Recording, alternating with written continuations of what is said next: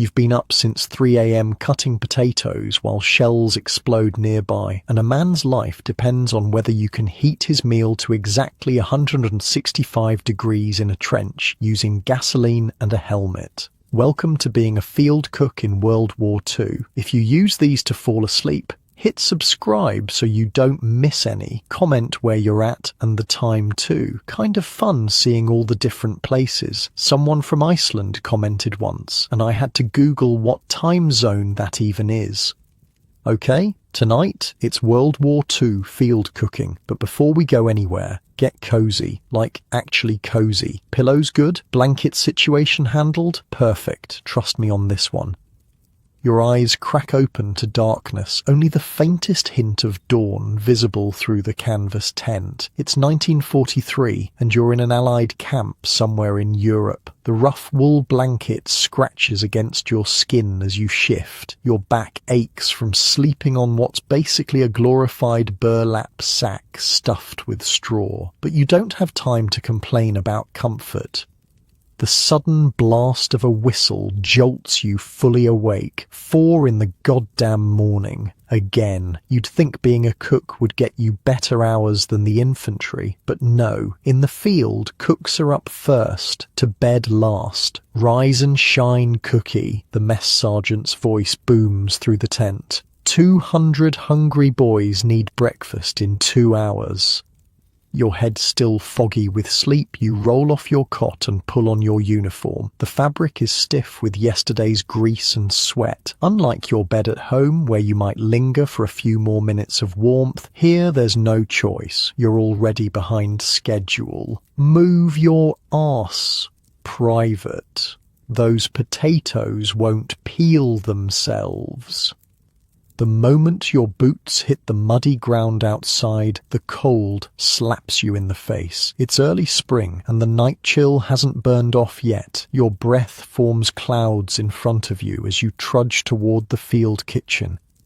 The goulash cannon, as everyone calls it, looms in the pre-dawn gloom. It's a massive field kitchen on wheels, with its tall chimney sticking up like the barrel of artillery, hence the nickname. The Germans invented it, but every army has their version now. This mobile kitchen is your domain, your weapon in the war.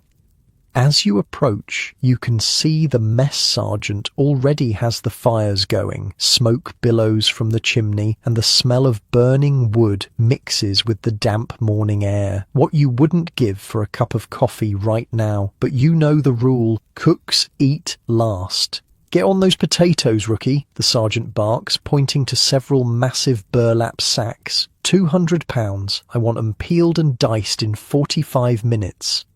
200 pounds. Your shoulders slump. You grab a small paring knife the army never gives cooks proper equipment and drag the first sack over. Plunging your hands into the cold, dirt-covered potatoes, you get to work. You think that's bad? The sergeant laughs, noticing your expression. Back in North Africa, we had to peel potatoes with our bayonets while standing in a sandstorm. Sand got everywhere. Boys were crunching their way through breakfast for days. You're pretty sure he's exaggerating, but you don't dare say so. Instead, you focus on finding a rhythm. Grab potato, scrape, turn, scrape, slice, toss into the water bucket. Repeat. Your hands quickly grow numb from the cold water. Hey, you know why they made me a cook? Asks a skinny private working beside you. Without waiting for an answer, he continues, I told him I worked at my uncle's restaurant back home. Total lie. I just didn't want to be in the infantry. Now I'm wondering if maybe getting shot at would be better than this. You snort. At least we get to sleep indoors most nights. Yeah. But we still die, he says, suddenly serious. Remember Thompson? His field kitchen took a direct hit last month. They found his ladle before they found his body. A shiver runs down your spine that has nothing to do with the morning chill. Despite being technically non-combat personnel, field cooks aren't exactly safe. The massive smoking kitchens make perfect targets. The enemy knows that destroying food hurts morale faster than anything. Less talking, more peeling, the sergeant shouts. By the time you finish the potatoes, your fingers are cut in a dozen places, stinging from potato juice and bleeding into the water, but there's no time to bandage them. Next come the onions, 50 pounds of them. Your eyes burn and water as you chop, the knife now slippery with a mixture of onion juice and your own blood. "Welcome to war, kid," mutters an older cook as he passes by. "The only difference between us and the infantry is they know who's trying to kill them."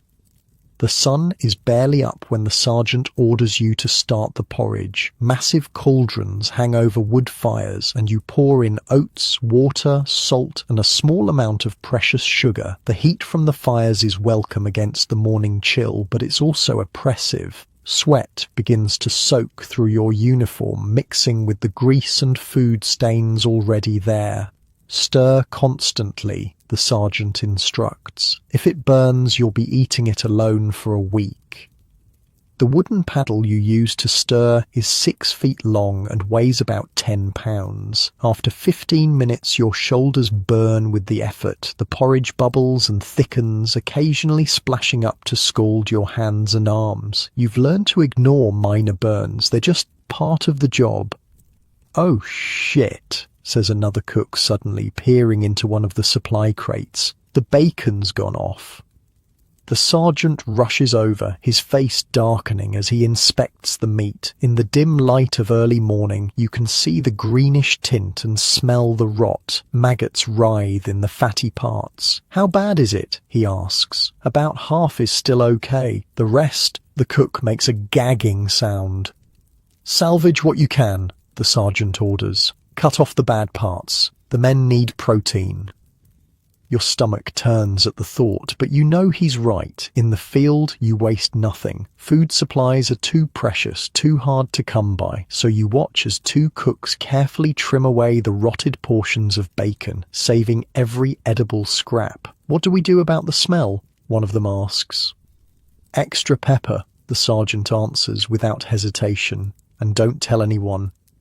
This is the reality of being a field cook in wartime. You make do, you improvise, you feed men with whatever you have available, because a hungry soldier is an ineffective soldier. By 5:30 a.m., preparations are in full swing. The smell of cooking food begins to permeate the camp. In the distance, you can hear the stirring of men in their tents, the sound of boots on ground, the occasional cough or laugh. "They're like animals," says the skinny private, nodding toward the sounds. "They can smell food from a mile away. That's because they're starving half the time," you reply. "You try marching 20 miles a day on K rations."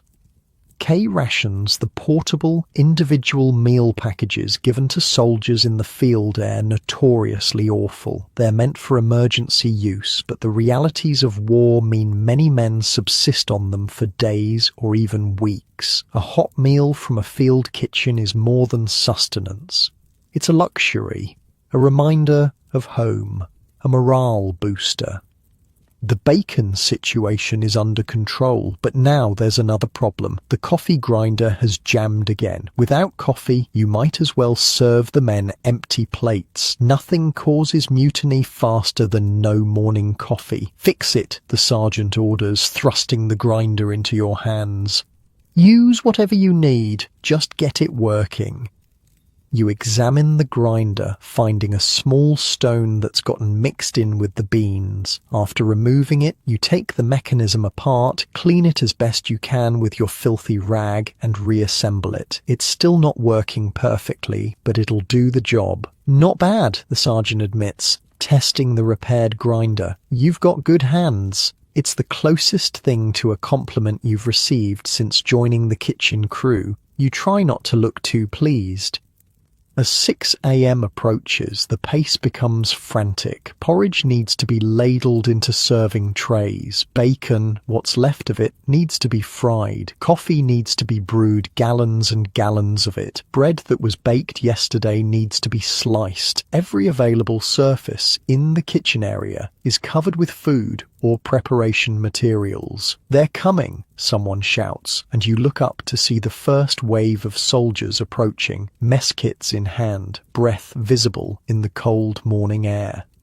"Places, everyone," the sergeant calls out. "Remember, keep the line moving. No seconds until everyone's had firsts." You take your position behind a massive pot of porridge, ladle in hand. The soldiers file past, holding out their mess kits, their faces tired but expectant. You scoop, pour, in a rhythm that quickly becomes mechanical. "Put some muscle into it," the sergeant says, passing behind you. "These boys need calories. Don't be stingy." So you add a little extra to each serving, knowing it means less for someone at the end of the line. It's an impossible moral calculation, but you make it 100 times every meal. "Thanks, Cookie," a mud-splattered corporal says as you fill his mess kit. "Smells good today."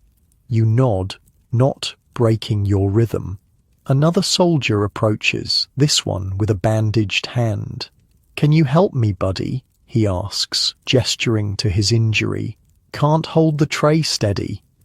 Without hesitation, you take his mess kit, fill it carefully, and hand it back in a way he can grasp with his good hand. He nods gratefully and moves on. The line seems endless. 200 men, each hungry, each looking to you for their daily sustenance. Some make small talk. Others are silent, their minds already on the day's missions or the previous day's horrors. A few complain about the food, but most are just grateful to have a hot meal. "Hey, is that bacon supposed to be that colour?" a sergeant asks, suspiciously poking at his meat. "That's just the smoke," you lie smoothly. "Special smoking technique from back home." He doesn't look convinced, but moves on anyway. Hunger is a powerful motivator.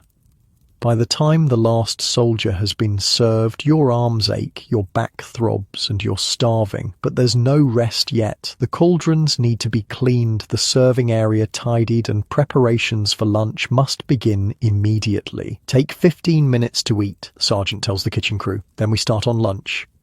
You fill your own mess kit with what's left porridge scraped from the bottom of the pot, a few scraps of bacon, and coffee that's been sitting so long it's developed a skin. Still, it's hot food, and you wolf it down standing up, too tired to even find a place to sit. "Not bad for your first big breakfast service," the skinny private says, eating beside you. "You didn't drop anything, puke, or get yelled at too much. That's a win in my book." You manage a tired smile. "Thanks. Is it always this intense?" "Nah," he replies, then grins. "Sometimes it's worse. Wait until we have to pack up and move the kitchen on 10 minutes notice, or cook during an air raid, or my personal favourite, when supply lines get cut and the sergeant tells us to get creative with what we feed the men." Your heart sinks at the thought, but before you can respond, the sergeant's voice cuts through your conversation. "Break's over, start peeling those carrots for lunch. We're making stew." And just like that, you're back at it. Your hands find the knife again, your eyes blur with fatigue, but you keep going, because in war, the fighting never really stops, and neither does hunger. As you work, you think about the men you just fed. In a few hours, some of them might be dead, but for a brief moment this morning, you gave them comfort, a hot meal, a taste of normality in the insanity of war. It's not much in the grand scheme of things, but today, it's your contribution to the war effort. The goulash cannone fires roar as you prepare for the next meal. 200 men, 3 meals a day. Day after day after day until the war ends or you do. This is your battlefield now. And it's only 7 a.m. Your day as a field cook has just begun. The kitchen operates like a machine, with every cook serving a specific function. You quickly learn that efficiency isn't just about speed, it's about survival. The faster you prepare the food, the less time you're exposed and vulnerable. The more organized you are, the less fuel you waste. In war, even cooking becomes a tactical operation. Always keep your head down, the sergeant instructs as you prepare lunch stew, and listen for incoming. You'll hear the whistle before the explosion. As if on cue, a distant rumbling shakes the ground. Artillery, but too far away to be a concern. Still, several of the newer cooks duck instinctively. You'll get used to it, an older cook tells you. After a while, you can tell how close they are just from the sound. When you need to worry is when you hear them but don't have time to be scared before they hit. With the lunch stew simmering, the sergeant calls you over to a separate section of the field kitchen. Here, several large metal boxes sit on the ground, each about the size of a small footlocker. "These," he says, patting one of the boxes, "are your new best friends, Mermite containers. We use them to transport hot food to positions too dangerous or remote for the men to come to us." He opens one to show you the design. Inside are several compartments separated by insulated walls. You can put hot stew in one section, bread in another, dessert in the third. Keeps everything at temperature for hours. When the fighting is too heavy for the men to break for meals, we send these out instead. Who delivers them, you ask, already suspecting the answer. "We do," he replies, confirming your fear. "Usually the newest cook gets the honor. Hope you remember your basic training, because delivering these will take you right up to the front lines." Your mouth goes dry at the thought. When you volunteered for kitchen duty, you'd hope to stay away from the worst of the fighting. Now you realize that might have been naive. "Don't look so worried," the sergeant says, actually showing a hint of compassion. "They usually don't target a single man running food, usually." That afternoon, you get your first taste of Mermite duty. The stew is ladled into the containers, bread is wrapped and placed in its compartment, and coffee is poured into insulated pots. Then the sergeant hands you a map with an X marked on it. "Second Platoon, B Company," he says. "They're dug in about a mile east of here. Follow this path, keep your head down and don't spill the food. Those boys haven't had a hot meal in 3 days. The containers are heavier than they look, especially when filled with food. You struggle to lift 2 of them, one in each hand. Take this too," says the skinny private, handing you a rifle. "Just in case." "In case of what?" you ask, not sure how you'll carry it along with the food. "In case you want to shoot yourself rather than come back for another shift in this kitchen," he jokes, but then turns serious. "Strap it to your back. You probably won't need it, but you don't want to be caught without it." With the mermites weighing down your arms and the rifle awkward on your back, you set off. The well-worn path leads through a wooded area, offering some cover. As you walk, the sounds of the camp fade behind you, replaced by an eerie quiet occasionally broken by distant gunfire. Your heart races. With each step, every shadow could be an enemy soldier. Every sound could be a sniper taking aim. The weight of the containers makes your progress slow, and your arms begin to tremble with the effort. After what feels like hours but is probably only 20 minutes, you hear voices ahead, American voices. Relief washes over you as you approach a series of foxholes and makeshift barriers where soldiers are positioned. "Food's here," someone calls out when they spot you, and suddenly you're surrounded by grateful men. "About damn time," says a lieutenant, but there's no real anger in his voice. "What have you got for us, Cookie?" "Beef stew," you reply, setting down the containers with shaking arms. "And bread. Coffee too." "Real beef?" asks a private skeptically. You think about the tough, stringy meat you helped prepare that morning, officially labelled as beef but of highly questionable origin. "Army beef," you answer diplomatically. They laugh, understanding perfectly what that means. As they open the containers and the smell of hot food wafts out, you see the change in their faces. Exhaustion gives way to pleasure, if only momentarily. Some close their eyes as they take their first bite, savouring the simple comfort of a warm meal. You don't know what this means, buddy, a sergeant tells you as he collects portions for the men who can't leave their positions. We've been eating cold K rations since Tuesday.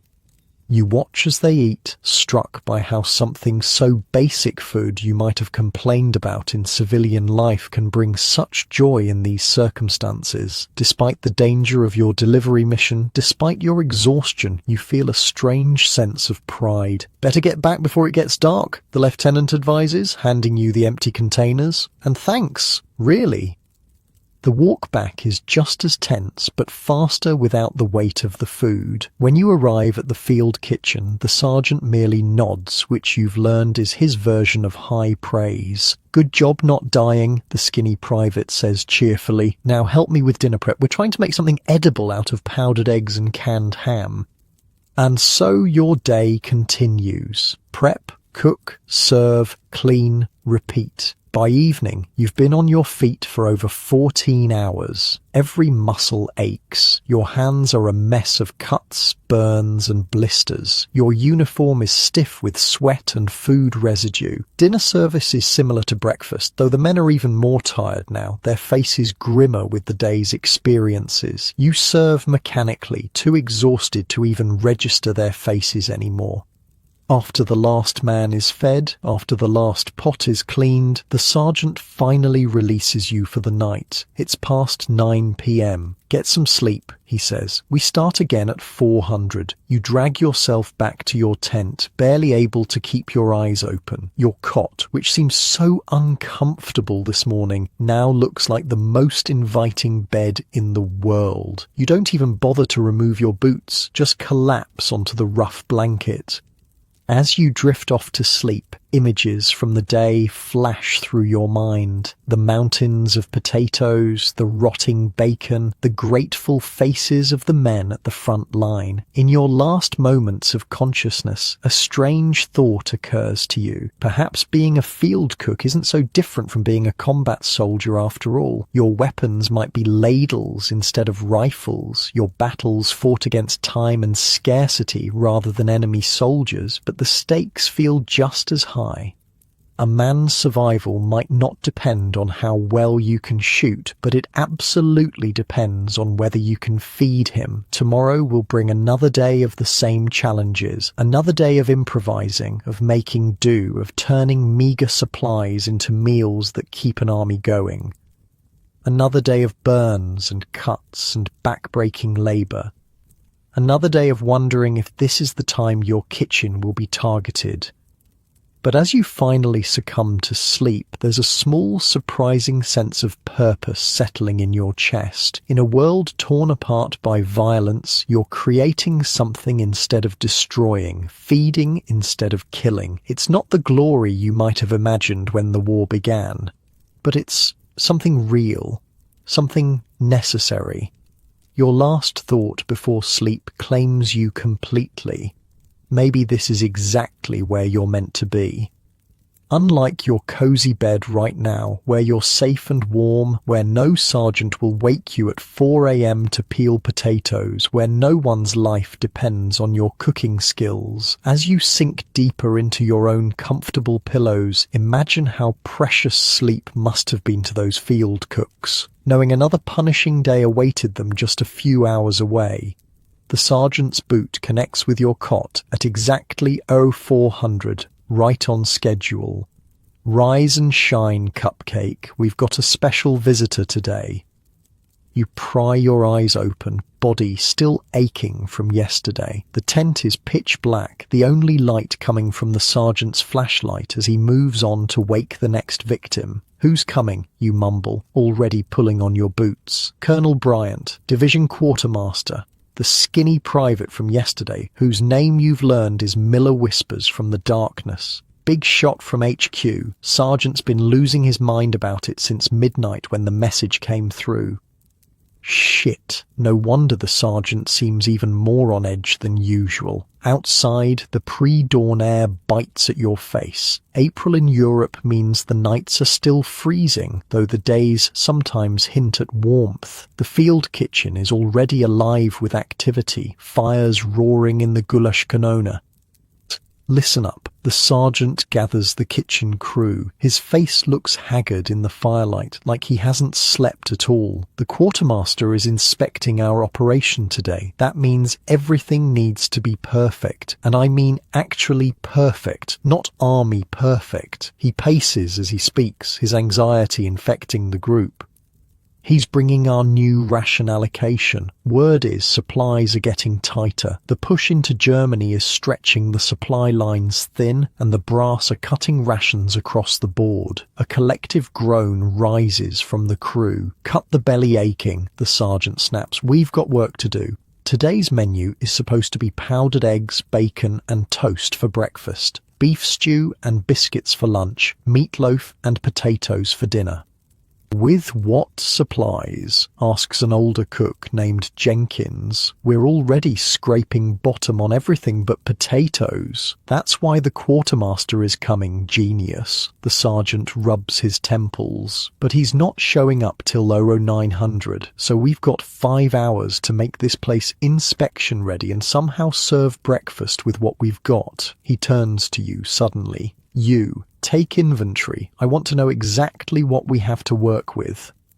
You head to the supply tent, flashlight in hand. The canvas structure holds what remains of your food stores, and it's not encouraging. Half-empty sacks of flour, a small amount of powdered eggs, coffee, thank God, some tins of mysterious meat products, dehydrated vegetables, a few precious onions, lard, salt, pepper, a dwindling supply of sugar. You write everything down meticulously, painfully aware that it's not enough to make what's on the menu, not even close. When you return with the inventory list, the sergeant studies it with a deepening frown. Okay, he says finally, here's what we're going to do. Stretch the powdered eggs with extra water and a bit of flour to bulk them up. We'll fry up what's left of the bacon. But cut it smaller, thin strips. More pieces, less actual bacon per man. The toast, we've got bread from yesterday. Slice it thin, toast it hard. It'll be like eating cardboard, Miller comments. You got a better idea, the sergeant challenges. When Miller falls silent, he continues, I didn't think so. Now get moving. Breakfast at 600 sharp. The kitchen crew springs into action. You're assigned to the eggs, which turns out to be an education in creative cooking. The powdered eggs, when mixed just with water, make a pale, runny approximation of scrambled eggs. But by adding flour, a tiny bit of powdered milk, and beating the mixture vigorously, it takes on a more substantial texture. Add a pinch of this, Jenkins says, handing you a small packet of yellow powder.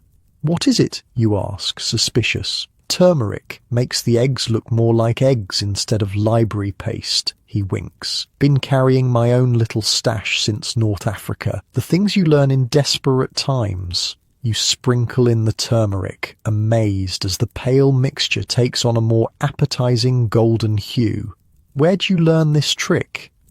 My grandmother, Jenkins says, already moving on to his next task. She lived through the Depression, said hunger makes you creative. As you cook the egg mixture in massive pans over the fires, you watch the other preparations. Miller is slicing bacon with surgical precision, creating pieces so thin they're almost transparent. 2 other cooks are working on the toast, cutting yesterday's loaves into slices barely thicker than paper, then browning them over the fire. They're burning the toast on purpose, Miller tells you when he notices your puzzled expression. Charred toast tastes better than stale bread, plus the black hides the spots of mold. Your stomach turns at this information, but you keep cooking. In war, food safety becomes flexible. By some miracle, breakfast is ready on time. The men file through, receiving their meagre portions with varying degrees of grace. Some grumble about the small servings, others are just grateful for hot food. You notice the sergeant giving slightly larger portions to the men who look the most exhausted, the ones with 1,000-yard stares and hands that tremble slightly as they hold out their mess kits.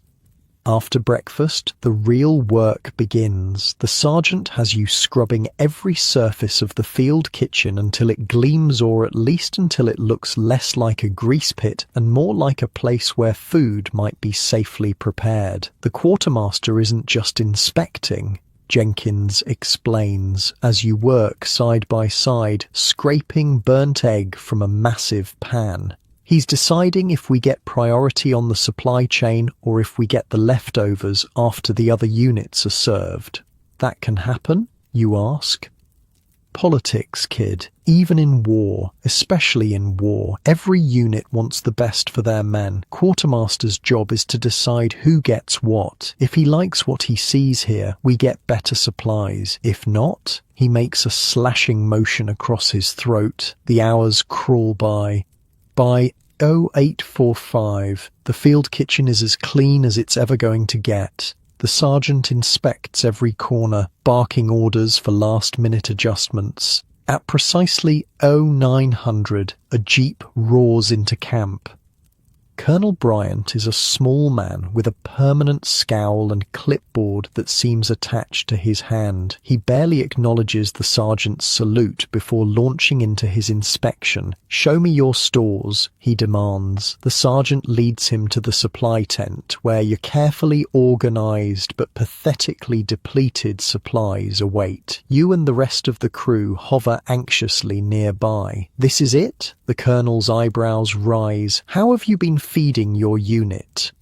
"Creatively, sir," the sergeant responds, standing at attention. "Show me your waste logs." The sergeant produces a ledger where he records everything that's discarded. In theory, it should be a record of spoiled food or inedible scraps. In practice, it's almost blank because you literally can't afford to throw anything away. The colonel flips through it, his frown deepening. "According to this, you've had almost no waste for 3 weeks. That's impossible unless we're using everything, sir," the sergeant interrupts. "Which we are." For a moment, the colonel is silent. Then, "Show me how."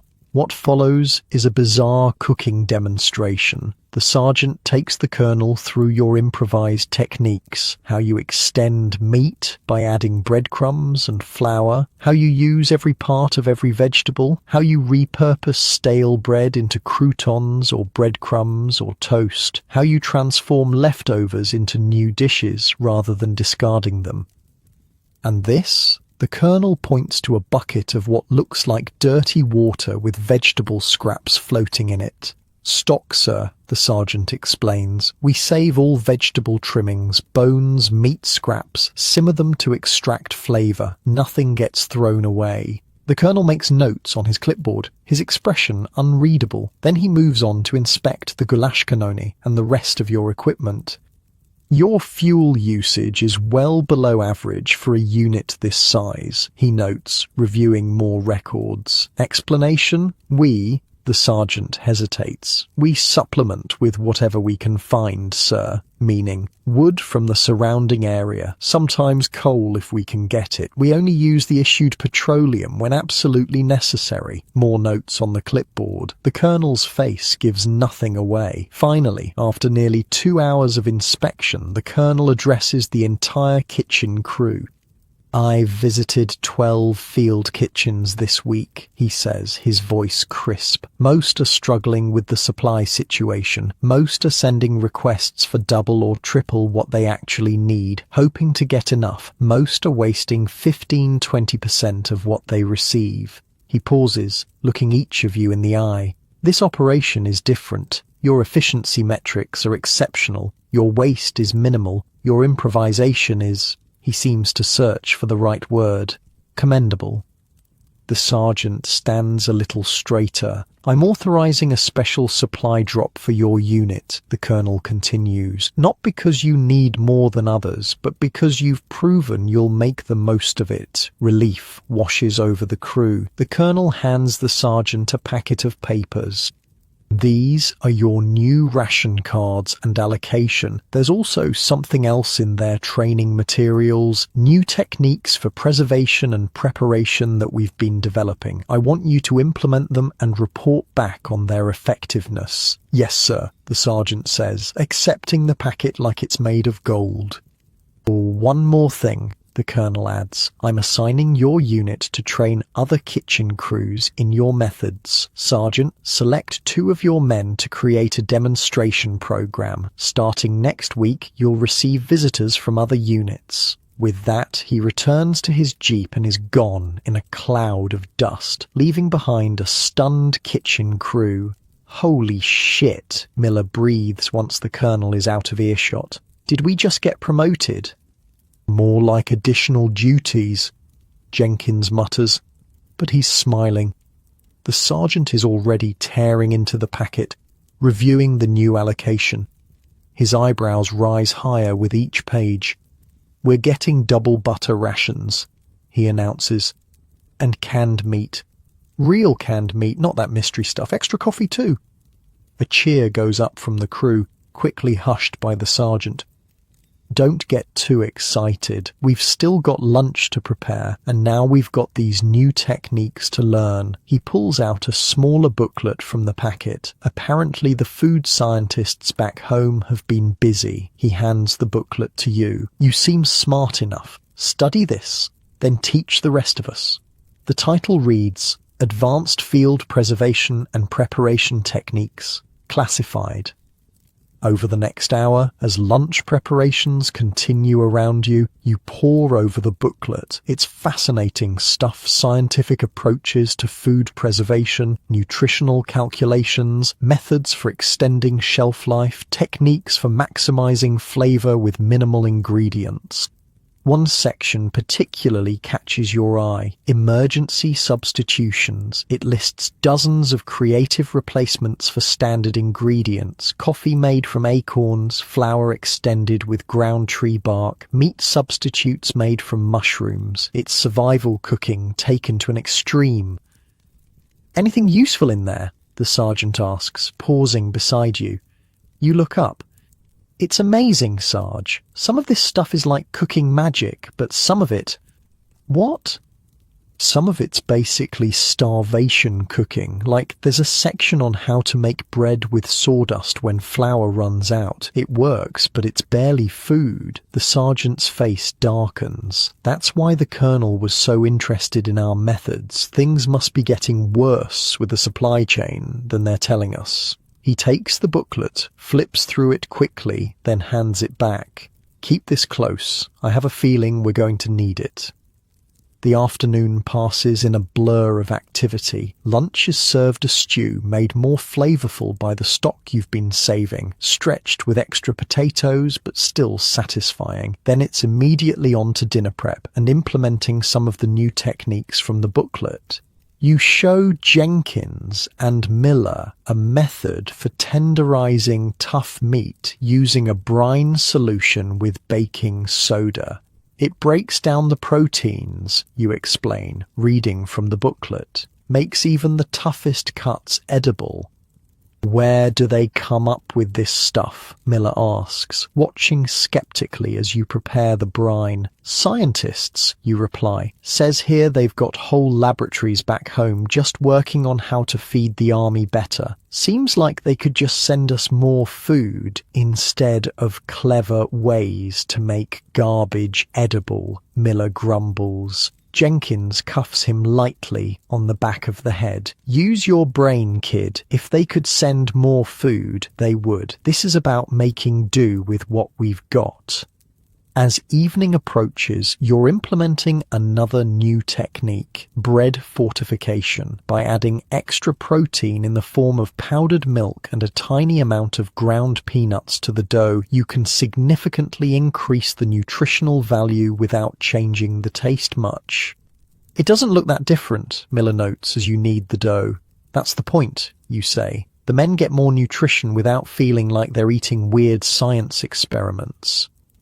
The promised supply drop arrives just before dinner crates of provisions that are quickly unpacked and inventoried. As the sergeant predicted, it's better quality than your usual shipments. Real canned meat, butter, coffee, even a few luxury items like chocolate and canned peaches.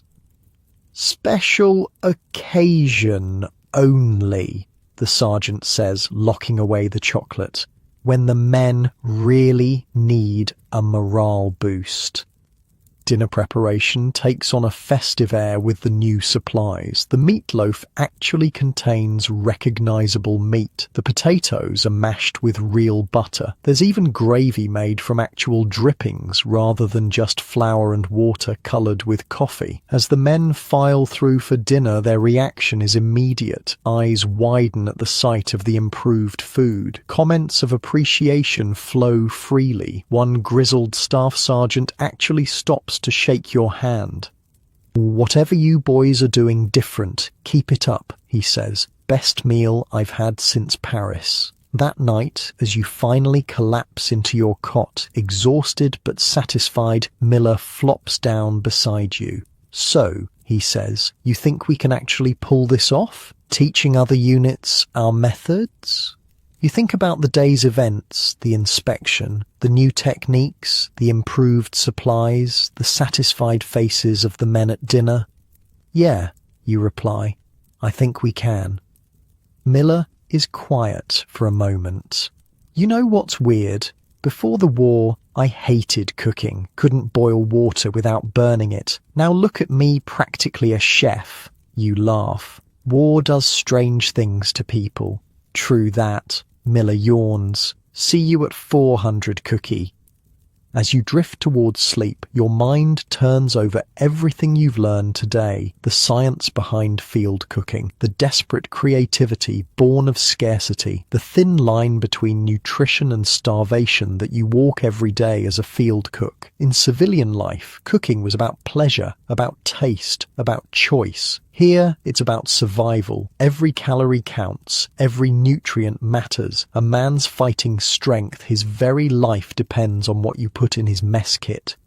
It's a responsibility you never expected to have, but as sleep claims you, you realize it's one you're starting to take pride in. Tomorrow will bring new challenges, new improvisations, new lessons in the brutal arithmetic of feeding an army on dwindling supplies.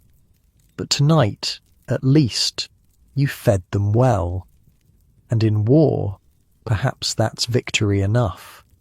As you drift off in your uncomfortable cot, so different from your comfortable bed right now, you wonder what new cooking challenges tomorrow will bring. But that's for tomorrow. For now, sleep claims you, dreamless and deep. A terrifying whistling sound tears through the air, getting louder by the second. Incoming! Your body reacts before your mind does, diving for the nearest foxhole. You slam into the dirt next to Jenkins as the shell hits somewhere behind the field kitchen.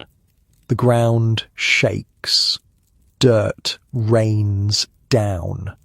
Your ears ring with the explosion. "Son of a bitch," Jenkins mutters, peering over the edge. They hit the latrine. 3 weeks have passed since the quartermaster's visit, and everything has changed. Your unit has pushed deeper into Germany, following the front line as Allied forces press toward Berlin. The relative safety of the rear echelon is gone. Now you're cooking less than a mile from active combat. "All clear." The sergeant's voice cuts through the chaos. "Back to work. Those potatoes won't peel themselves." You climb out of the foxhole, legs shaky, and stumble back to your station. The massive pot of stew you were stirring has been knocked over by the concussion, its contents spilled across the dirt. "Well, shit," you sigh, looking at the mess. "Clean it up and start again," the sergeant orders, already moving on to assess other damage. "We've still got 200 men to feed by noon." This is your life now, cooking under fire. The constant tension of knowing the next shell might have your name on it. The responsibility of keeping men fed despite everything the war throws at you. The routine that seemed so grueling back at the training camp now feels like a luxury.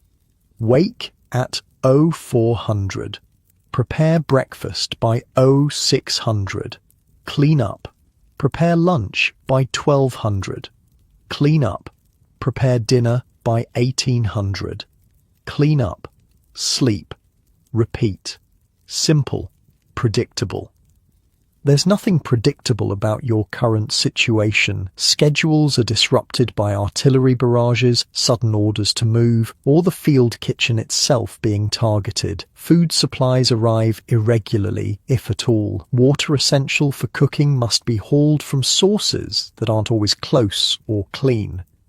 2 more wounded last night, Miller tells you as you work together to salvage what you can of the spilled stew. Peterson and Ramirez hit during a patrol. They're setting up a field hospital about half a mile back. You nod grimly. The casualties have been increasing as the fighting intensifies. You've been assigned to deliver meals to the wounded at the field hospital every evening, an additional duty that exposes you to the brutal reality of war in ways kitchen work usually doesn't. Save whatever meat you can find, you tell Miller, scooping up chunks from the cleaner parts of the spill. We'll wash it off and reuse it. He grimaces but follows your lead. You've both learned that waste isn't an option. Not here, not now. By some miracle, you manage to prepare a new batch of stew before lunchtime. It's thinner than planned, with less meat and more root vegetables, but it's hot and filling. The men coming in shifts from the front line are too hungry to complain. "Thanks, Cookie," a mud-splattered corporal says as you ladle stew into his mess kit. His hands are trembling slightly, the subtle tremor of a man who's seen too much combat. "Smells good. Fresh this morning," you reply, giving him a slightly larger portion than regulation. He looks like he needs it. "Bullshit," he says with a tired grin. "Nothing's fresh out here except the graves."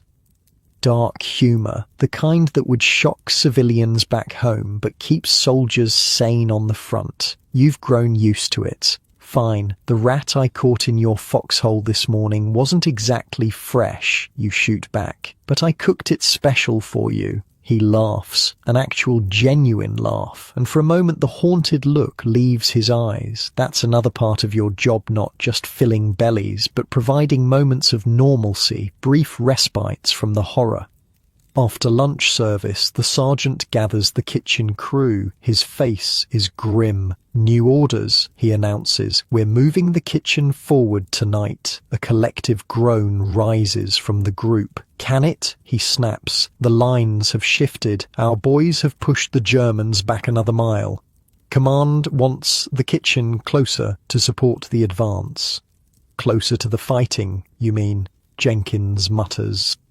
The sergeant ignores him. "We move at 0100. I want everything packed and ready by midnight. We'll set up in the new location before breakfast." Moving a field kitchen is back-breaking work under the best conditions. Moving it in the middle of the night, in hostile territory, with minimal lighting to avoid attracting enemy fire, is a special kind of hell. Every component of the Gulash Kanoni must be dismantled, loaded onto trucks, transported and reassembled. The massive cauldrons, the heating elements, the chimney sections, the fuel supplies, the water tanks, not to mention all the food stores, utensils and personal equipment. "This is insane," Miller whispers as you work together to pack crates of cooking equipment. "Moving at night?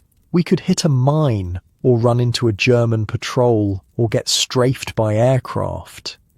"Better than moving during daylight and definitely getting spotted," you reply, though you share his concern. "I didn't sign up to be this close to the action," he continues. "I became a cook specifically to avoid getting shot at." "How's that working out for you?" you ask dryly. He gives a short, humourless laugh, about as well as your plan to avoid KP duty back home by joining the army.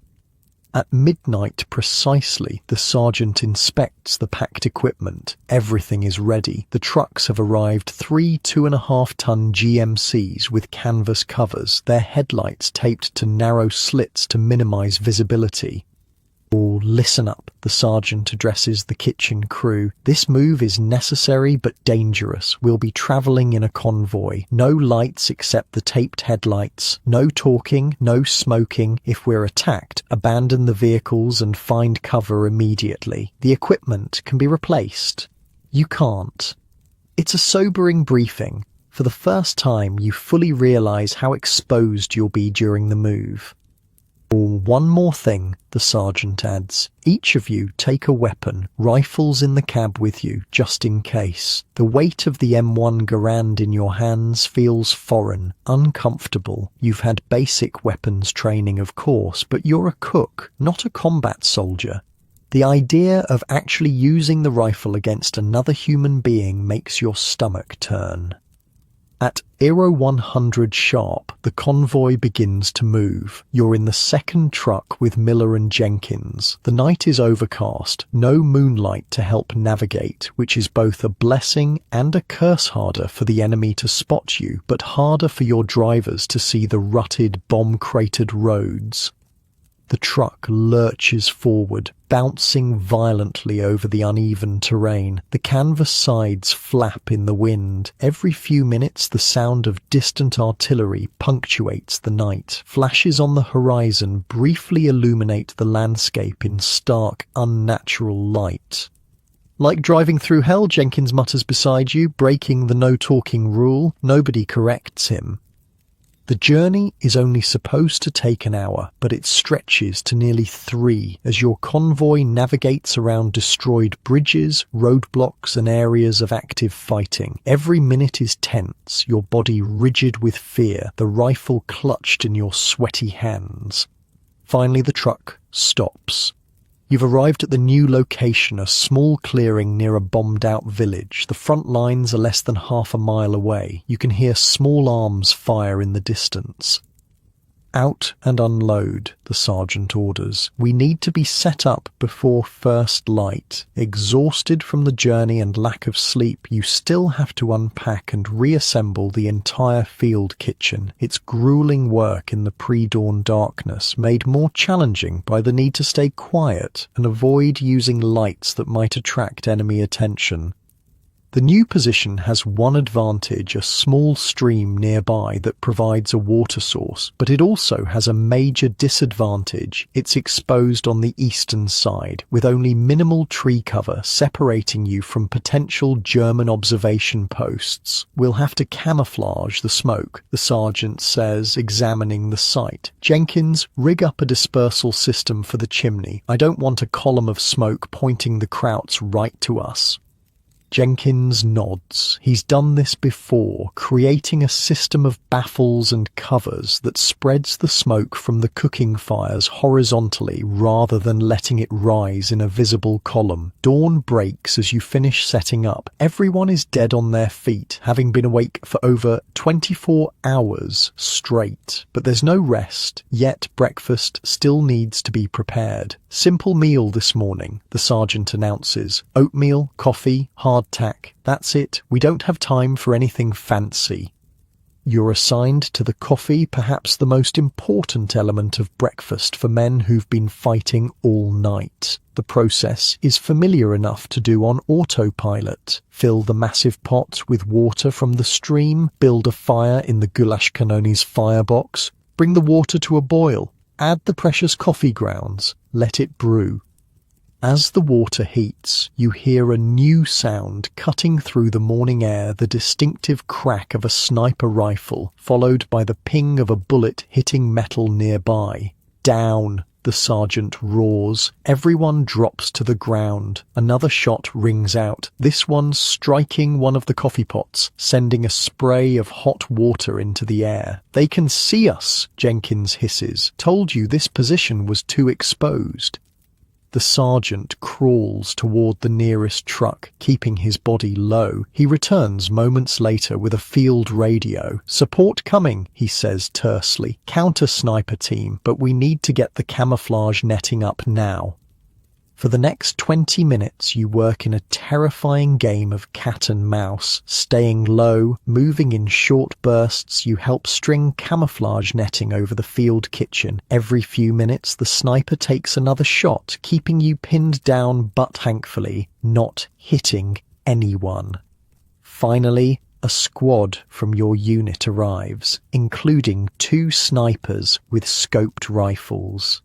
They immediately take positions at the edge of the clearing, scanning the tree line to the east.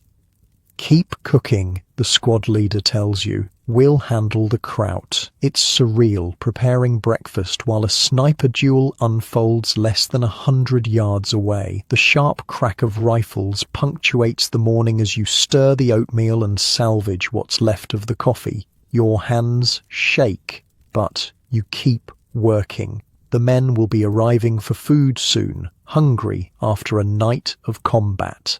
A final shot rings out, followed by a cheer from your unit's snipers. "Got him," the squad leader reports to your sergeant. "You should be clear now, but keep that netting up just in case." Breakfast is served under the camouflage netting, creating a strange, dappled light across the serving area. The men arrive in small groups, dirty and exhausted from overnight operations. Many have the hollow-eyed look of soldiers who've been in constant combat too long. "Sorry about the simple breakfast," you say to one particularly gaunt-looking private as you ladle oatmeal into his mess kit. "We had to move during the night." "Are you kidding?" he replies. "Hot food is hot food. We've been eating cold K rations for days." By mid-morning, the situation has stabilized somewhat. The immediate threat is gone, but the new reality of your position remains. You're now a forward field kitchen directly supporting frontline operations. The danger is constant. "Get some sleep," the sergeant tells the crew after breakfast is cleaned up. 2-hour shifts. I need everyone fresh for lunch prep. You find a spot under one of the trucks, curl up on your bedroll, and fall into an exhausted sleep almost instantly. It feels like only minutes have passed when Miller shakes you awake. "Your shift," he says. "Sergeant wants you on bread duty for lunch." Bread is tricky in field conditions. The portable ovens attached to the goulash kanona are temperamental at best, especially with the inconsistent fuel you're forced to use, but bread is also vital filling, transportable, and a comfort food that reminds men of home. You mix the dough quickly using the fortification techniques from the special manual. Extra protein from powdered milk, a little vegetable oil for fat, just enough sugar to feed the yeast. You've become expert at knowing the exact consistency by feeler skill no recipe can teach. While the dough rises, you help prepare the main course pasta dish with what the supply officer optimistically labelled meat sauce. The actual meat content is questionable, but with enough tomato paste, herbs and careful seasoning, it becomes something appealingly food-like. The sound of vehicles approaching interrupts your work, not the familiar rumble of American trucks, but something different. Everyone freezes. "Tigers," Jenkins says, his voice tight. "German tanks." The sergeant is already moving. "Get to the foxholes, now." You abandon the food and run for the nearest foxhole, diving in headfirst as the first shell whistles overhead. It explodes somewhere behind you, the concussion slamming into your back like a giant fist. More shells follow. The Germans can't see you directly thanks to the camouflage, but they're bracketing the area where they suspect you might be, walking artillery fire across the clearing in a deadly pattern. In the foxhole with you are Miller and a young cook's assistant named Parker, barely 18. Parker's face is white with terror, his body trembling uncontrollably. "First time under fire?" you ask him, trying to sound calmer than you feel. He nods, unable to speak. "Just keep your head down," you say. "It'll pass." But the barrage continues, intensifies. Dirt and debris rain down on your foxhole. The sound is overwhelming, not just the explosions, but the ripping, tearing sound of trees being shredded by shrapnel. They're gonna hit the kitchen, Miller says grimly. All that work for nothing. As if summoned by his words, a massive explosion erupts from the direction of the goulash canon. You risk a peek over the edge of the foxhole and your heart sinks. Direct hit. One of the trucks is burning and parts of the field kitchen are scattered across the clearing. The barrage continues for what feels like hours, but is probably only 20 minutes. When it finally stops, the silence is almost as shocking as the noise was. "Stay down," Miller warns as Parker makes to stand up. They always wait to see if anyone moves, then they start again. Sure enough, after a tense minute of silence, another shell screams in, exploding near where the sergeant's foxhole is located, then nothing. "Testing," Miller explains. "Seeing if they got us all." Another 5 minutes pass before the sergeant's voice rings out. "Sound off by Foxhole 1. 2 here," comes a reply from somewhere to your right. 3 here, Miller shouts, and so it goes, each foxhole reporting in. Miraculously, no one is dead, though several cooks have minor injuries from flying debris. When it's finally safe to emerge, the devastation is clear. One truck is completely destroyed. The goulash canon is damaged, but intact, the sturdy field kitchen having survived worse in its long service. Food and supplies are scattered everywhere, much of it unsalvageable. "Assess and report," the sergeant orders, his own face streaked with dirt and blood from a cut on his forehead. "I need to know what we can still use. The bread dough you were working on is covered in dirt and debris. The pasta is ruined. Most of the prepared food is contaminated by soil, shrapnel, or chemicals from the explosives." "We've got canned goods that survived," Jenkins reports. "Some of the flour and sugar in sealed containers. Coffee's okay. Water tank is intact, but we need to test for contamination." The sergeant processes this information, his expression grim. "We've still got men to feed," he says finally. "We'll have to improvise. Again."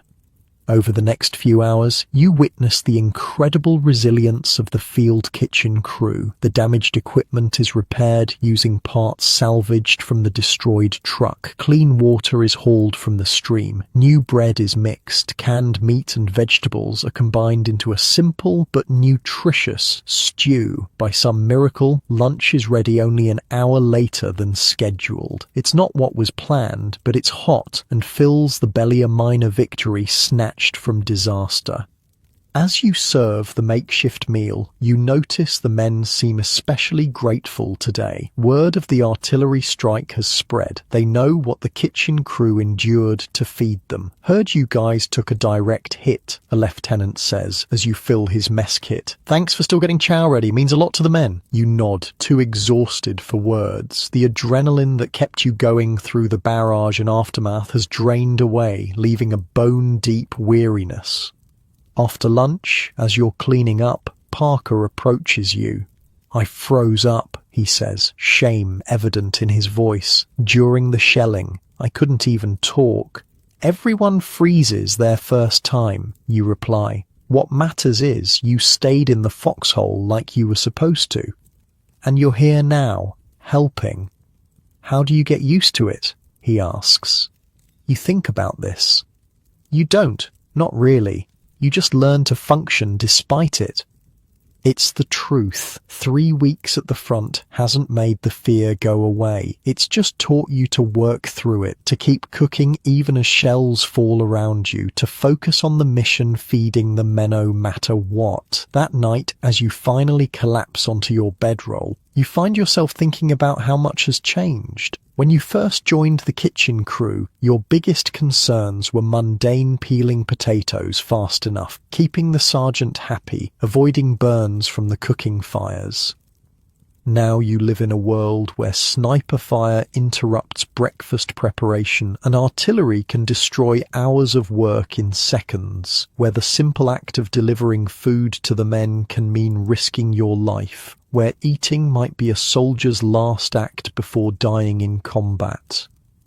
Yet something else has changed too. A bond has formed among the kitchen crew, forged in shared danger and hardship. You're no longer just cooking together, you're surviving together. Every meal served is an act of defiance against the chaos of war. As sleep begins to claim you, you hear Miller's voice from nearby.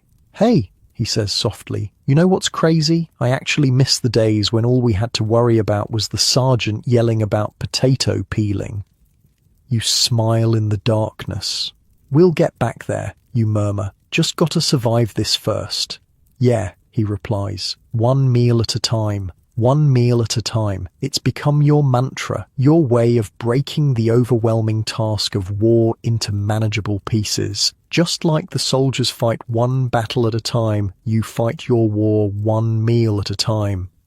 As you drift off to sleep, the sound of distant artillery, your macabre lullaby, you wonder what tomorrow's meal will bring. But for now, in your warm, safe bed at home, so different from that hard ground beneath a destroyed field kitchen, you can rest, knowing that today, at least, you won those small battles. You kept the men fed. You survived. And in war, sometimes that's enough.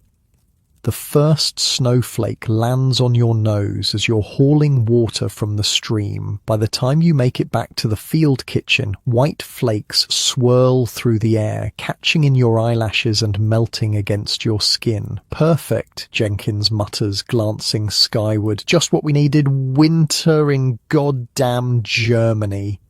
It's mid-November 1944. The Allied advance has slowed as supply lines stretch thin and German resistance stiffens. Your unit has been in the same position for nearly 3 weeks, the longest you've stayed anywhere since joining the front lines. Snow means the mud might finally freeze, you point out, trying to find the silver lining. The autumn rains have turned everything into a quagmire, making every task twice as difficult. "Yeah, and then we get to deal with frostbite and frozen pipes instead," Jenkins replies. "I was in the Ardennes in 40. Trust me, kid, you'd rather have mud." The sergeant approaches, his breath visible in the increasingly cold air. "Weather report says this is just the beginning. Big storm coming. I want all equipment winterized by end of day."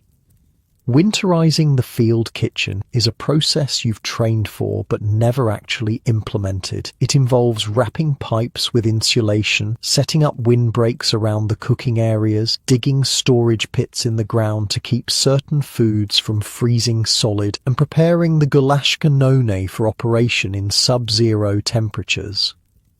Miller, you and Parker dig the storage pits, deep enough that they won't freeze through. You, he points at you, work with Jenkins on insulating the water system. If our pipes freeze, we're screwed. By midday, the snow is falling steadily. A white blanket covers the camp, beautiful in a way that almost makes you forget the war until the distant crump of artillery breaks the silence. Germans usually ease up on shelling in bad weather, Jenkins tells you as you wrap pipes with strips of wool blanket. Their spotters can't see targets as well, but don't count on it. "What's the worst winter condition you've cooked in?" you ask, trying to get a sense of what's coming. Jenkins pauses, thinking. Belgium, early 40, temperature hit 15 below zero, cooking oil froze solid, bread dough was like concrete, coffee froze in the mugs before the men could finish drinking it. He shakes his head at the memory, lost 2 fingers to frostbite that winter. He holds up his left hand, showing the stumps where his pinky and ring finger should be. You've noticed the missing digits before, but never asked about them. How'd it happen? Spilled boiling water on my glove. Had to take it off to dry. By the time I realized how bad the frostbite was, it was too late. He flexes his remaining fingers. Could have been worse. A cook from another unit lost his whole hand. Grabbed a metal pot without gloves. Skin stuck to it like touching a frozen pump handle. His matter-of-fact tone chills you more than the falling snow. This isn't just uncomfortable weather, it's potentially lethal. By evening, 3 inches of snow blanket the camp, and the temperature has dropped dramatically. The winterizing is complete, but now you face a new challenge: dinner preparation in freezing conditions. We're switching to one-pot meals whenever possible, the sergeant announces. Less exposure, less fuel, less chance for things to go wrong. Tonight is stew, heavy on potatoes and whatever vegetables we've got left. The whatever we've got left part is concerning. Supply deliveries have become increasingly sporadic as winter weather affects the roads. Your last proper resupply was over a week ago, and stocks are running dangerously low. Inventory check, the sergeant orders, pointing at you and Miller. I need to know exactly what we've got and how long it will last. The inventory is grim. Flour for maybe 4 more days of bread, potatoes for 3 days if you stretch them, coffee, the lifeblood of the army, down to enough for just 2 days. Meat is practically non-existent, just a few cans of mystery protein that might be beef or might be worse. We're going to have to forage, the sergeant says after reviewing your findings. Local farms, abandoned villages, anything we can find. Sir, most of those areas haven't been fully cleared of enemy troops, you remind him. I'm aware of the risk, Private. That's why you'll go with a security detail. He looks you in the eye. First light tomorrow, dress warm. That night, dinner is a thin stew that barely qualifies as food, mostly water with chunks of potato, a few withered carrots, and precisely 1 piece of meat per serving. The bread is yesterday's loaves, slightly stale but edible when dipped in the broth. The men don't complain. They've grown accustomed to diminishing rations as winter approaches. They eat quickly, stamping their feet against the cold, then hurry back to whatever shelter they've found or created. Sleep comes fitfully in your freezing tent. The army-issue sleeping bag is barely adequate, and you find yourself wearing every piece of clothing you own, including your helmet liner as an extra hat. Still, the cold seeps in, keeping you hovering on the edge of sleep without ever fully succumbing. Morning arrives with a temperature well below freezing and another inch of snow. Your breath creates a small cloud inside the tent. Getting out of your sleeping bag requires a level of willpower you didn't know you possessed. Breakfast is coffee-precious coffee that you can't afford to waste, but desperately need, and hardtack biscuits spread with a thin layer of margarine. The coffee is half strength, stretched to make the dwindling supply last longer.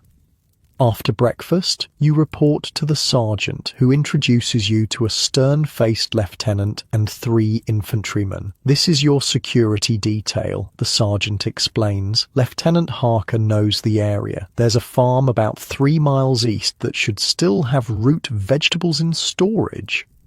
Maybe livestock if we're lucky. The lieutenant looks you up and down. Ever done this before, Cook? No, sir, you admit. Stay close. Do exactly what I say and we'll be fine. He checks his watch. We move in 5 minutes. Bring empty sacks and that cart if it can handle the snow. The cart in question is a small 2-wheeled affair you normally use for transporting food from the kitchen to outlying positions. Its thin wheels aren't ideal for snow, but it's better than carrying everything by hand. The journey is brutally cold. The wind has picked up, driving the snow horizontally into your face despite the scarves wrapped around your head. Your fingers and toes go numb within the first mile, despite the layers of socks and gloves. Germans were through here last week, the lieutenant says, as you pass a burned-out Sherman tank half buried in snow. Most pulled back north, but there could be stragglers or patrols. Stay alert. The farm appears after nearly 2 hours of trudging through deepening snow. It's a typical German farmhouse with a large barn and several outbuildings. No smoke rises from the chimney. No tracks mar the snow around it, abandoned, at least temporarily. "Anderson, Peters, check the house," the lieutenant orders. "Williams, with me on the barn. Cook, stay put until we clear the buildings." You wait, stamping your feet to keep blood flowing, watching your breath form clouds in the frigid air. After 10 tense minutes, the all-clear comes. "House is empty," Anderson reports. "Looks like the family left in a hurry, some personal belongings still there." "Barn's clear too," the lieutenant adds. "And we hit the jackpot. Root cellar under the barn floor, full of potatoes, turnips, carrots, even some preserved meat." Your heart leaps. This could sustain your unit for days, maybe weeks. "There's livestock too," Williams adds. 3 pigs, dozen chickens. Someone's been feeding them recently. The lieutenant considers this. Means someone might come back. "We need to move fast." He turns to you. "Get what we need from the cellar first. We'll decide about the livestock after."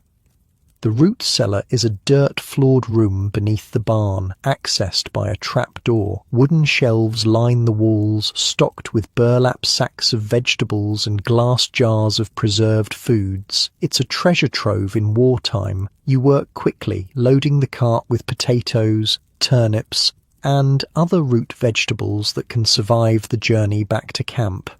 The preserved meat, mostly pork by the look of it, is carefully packed on top. You add jars of pickled vegetables and preserved fruits. As you work, a moral dilemma gnaws at you. This is someone's winter food supply. A family might return to find their stores depleted, potentially facing starvation themselves. "Sir," you approach the lieutenant, "should we leave some of this for the family?" He gives you a hard look. "Our orders are to sustain our fighting force. These people chose to support Hitler. Our men come first." You nod, uncomfortable but unwilling to argue. War force's impossible choices. Today, your men will eat. What happens to the German family is not your responsibility. At least that's what you tell yourself as you continue loading the cart. The decision about the livestock is made for you when distant gunfire erupts. "German patrol," the lieutenant says tersely, peering through binoculars. "Maybe half a mile out, moving this way." He makes a quick decision. "Leave the animals, grab what we've got, and move. Now." The return journey is even more grueling. The cart, now heavily laden, repeatedly gets stuck in the snow. Your security detail takes turns helping you haul it while maintaining vigilance for the German patrol. Every few hundred yards, you stop to listen. The sound of gunfire has faded, but the knowledge that enemy troops are in the area keeps everyone on edge. If we're engaged, the lieutenant tells you quietly during one such stop, abandon the cart and run for those trees. Don't try to be a hero. The food's important, but not worth dying for. You nod, hoping it doesn't come to that. After all you've been through to get these supplies, leaving them behind would feel like a personal failure. The last mile back to camp is the hardest. Your muscles scream with fatigue. The cold has penetrated every layer of clothing. Your face is raw from the wind, but the sight of the Gulashkanoni's chimney in the distance gives you a second wind. We made it, you breathe as you cross into the camp perimeter. The sergeant meets you, his face lighting up at the sight of the loaded cart. Good work, he says, actually clapping you on the shoulder. This will make a big difference.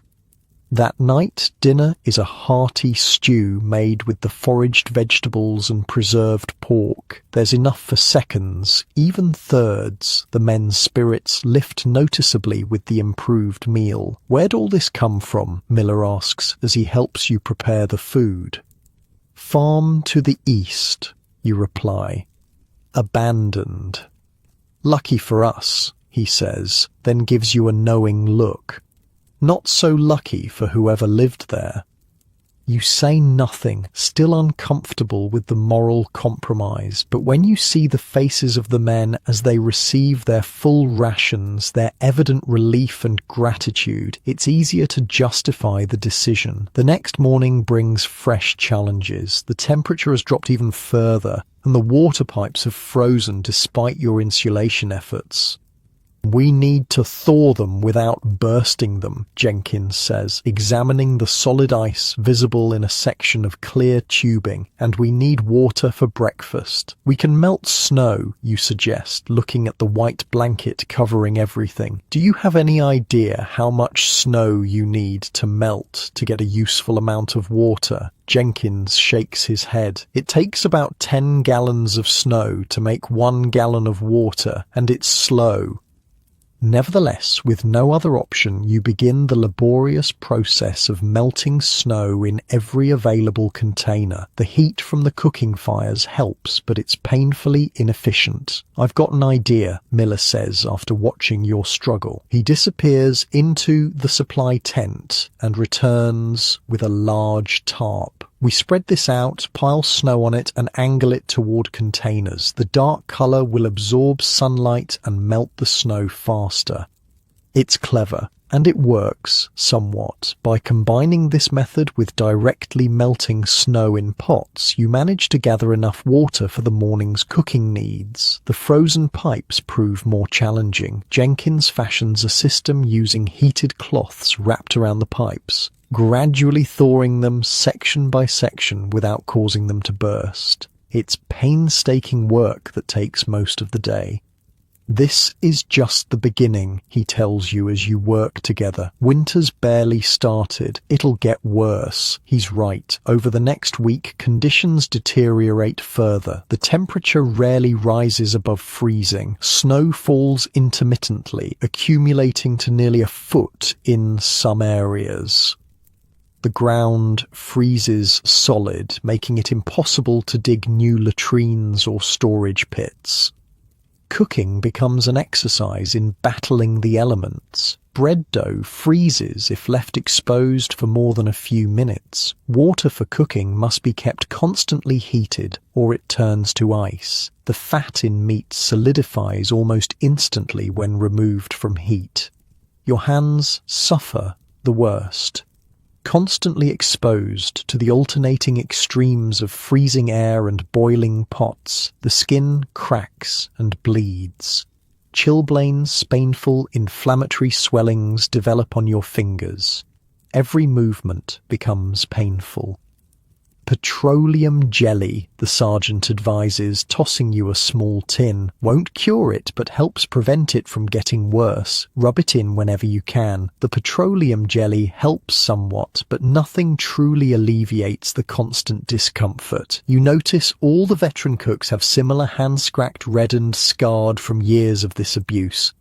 Fuel becomes another critical concern. The wood you've gathered is often too wet to burn efficiently. Coal is practically non-existent. The specialized fuel for the Gulashkanona is strictly rationed. We need to be smart about this, the sergeant tells the kitchen crew.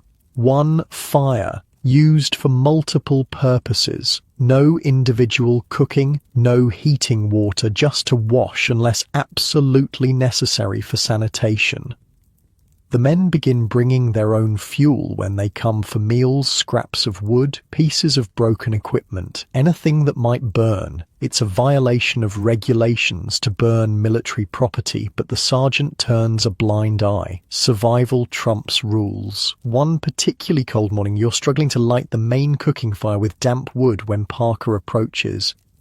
"Try this," he says, handing you a small tin of whitish paste. It's improvised fire starter, mix of candle wax and cotton from medical supplies, works even with wet wood. "Where'd you get it?" you ask, impressed by his ingenuity. "Made it," he shrugs. "My dad taught me. We used to go camping in winter back home." The fire starter works brilliantly. Within minutes you have a strong blaze despite the poor quality wood. It's a small victory, but in winter warfare those small victories keep you alive. Delivering food to outlying positions becomes another life-threatening challenge. The Mermite containers, designed to keep food hot for hours, still lose heat rapidly in sub-zero temperatures. By the time you reach the furthest foxholes, the food is often barely above freezing. "We need to modify the containers," you suggest to the sergeant after one particularly difficult delivery where the men received essentially cold stew. "Maybe add an extra layer of insulation or some kind of chemical heat pack?" The sergeant considers this. "Let me talk to the engineers. They might have some ideas or materials we can use." The solution, when it comes, is both simple and ingenious. The engineers provide soapstone blocks that can be heated in the cooking fires, then placed in a special compartment added to the bottom of each Mermite container. The stones hold heat for hours, keeping the food warm even on the longest deliveries. It's a small improvement, but the gratitude on the faces of the men receiving properly hot food in their frozen foxholes makes every difficult journey worthwhile. As December arrives, another enemy joins the cold. Disease. Respiratory infections spread rapidly through the camp. Men weakened by cold, exhaustion, and less than ideal nutrition fall prey to bronchitis, pneumonia, and other ailments. The field hospital, already busy with combat casualties, fills with coughing, feverish soldiers. Special dietary requirements for the sick add another layer of complexity to your cooking duties. "They need liquid nutrition," the medical officer explains, providing a list of modifications: broths, thinned porridge, hot drinks with high sugar content for energy. Despite the challenges, or perhaps because of them, the kitchen crew grows closer. You share techniques for keeping warm. Take turns at the most exposed positions, watch for signs of frostbite on each other. What began as a collection of individuals thrown together by war has become something like a family. One night, as you all huddle around the dying cooking fire before turning in, Miller raises a tin cup of the day's last coffee. "To making it through another day," he says, "and to all of us crazy bastards who chose to be cooks instead of infantry. To warm food and cold nights," Jenkins adds. "To surviving winter," you contribute, raising your own cup. The coffee is weak, the night is freezing, and tomorrow will bring the same challenges all over again. But in this moment, there's a sense of camaraderie that makes it all somewhat bearable. As you eventually crawl into your sleeping bag, adding your coat as an extra layer against the brutal cold, you think about how different your perception of winter has become. Before the war, winter meant Christmas, snow days, the beauty of freshly fallen snow. Now it's a deadly adversary, a force to be battled daily just to survive. Yet there's a strange pride in this struggle too. Anyone can cook in a well-supplied kitchen with modern conveniences. It takes a special kind of determination, maybe a special kind of crazy to produce meals in freezing conditions with minimal supplies and equipment.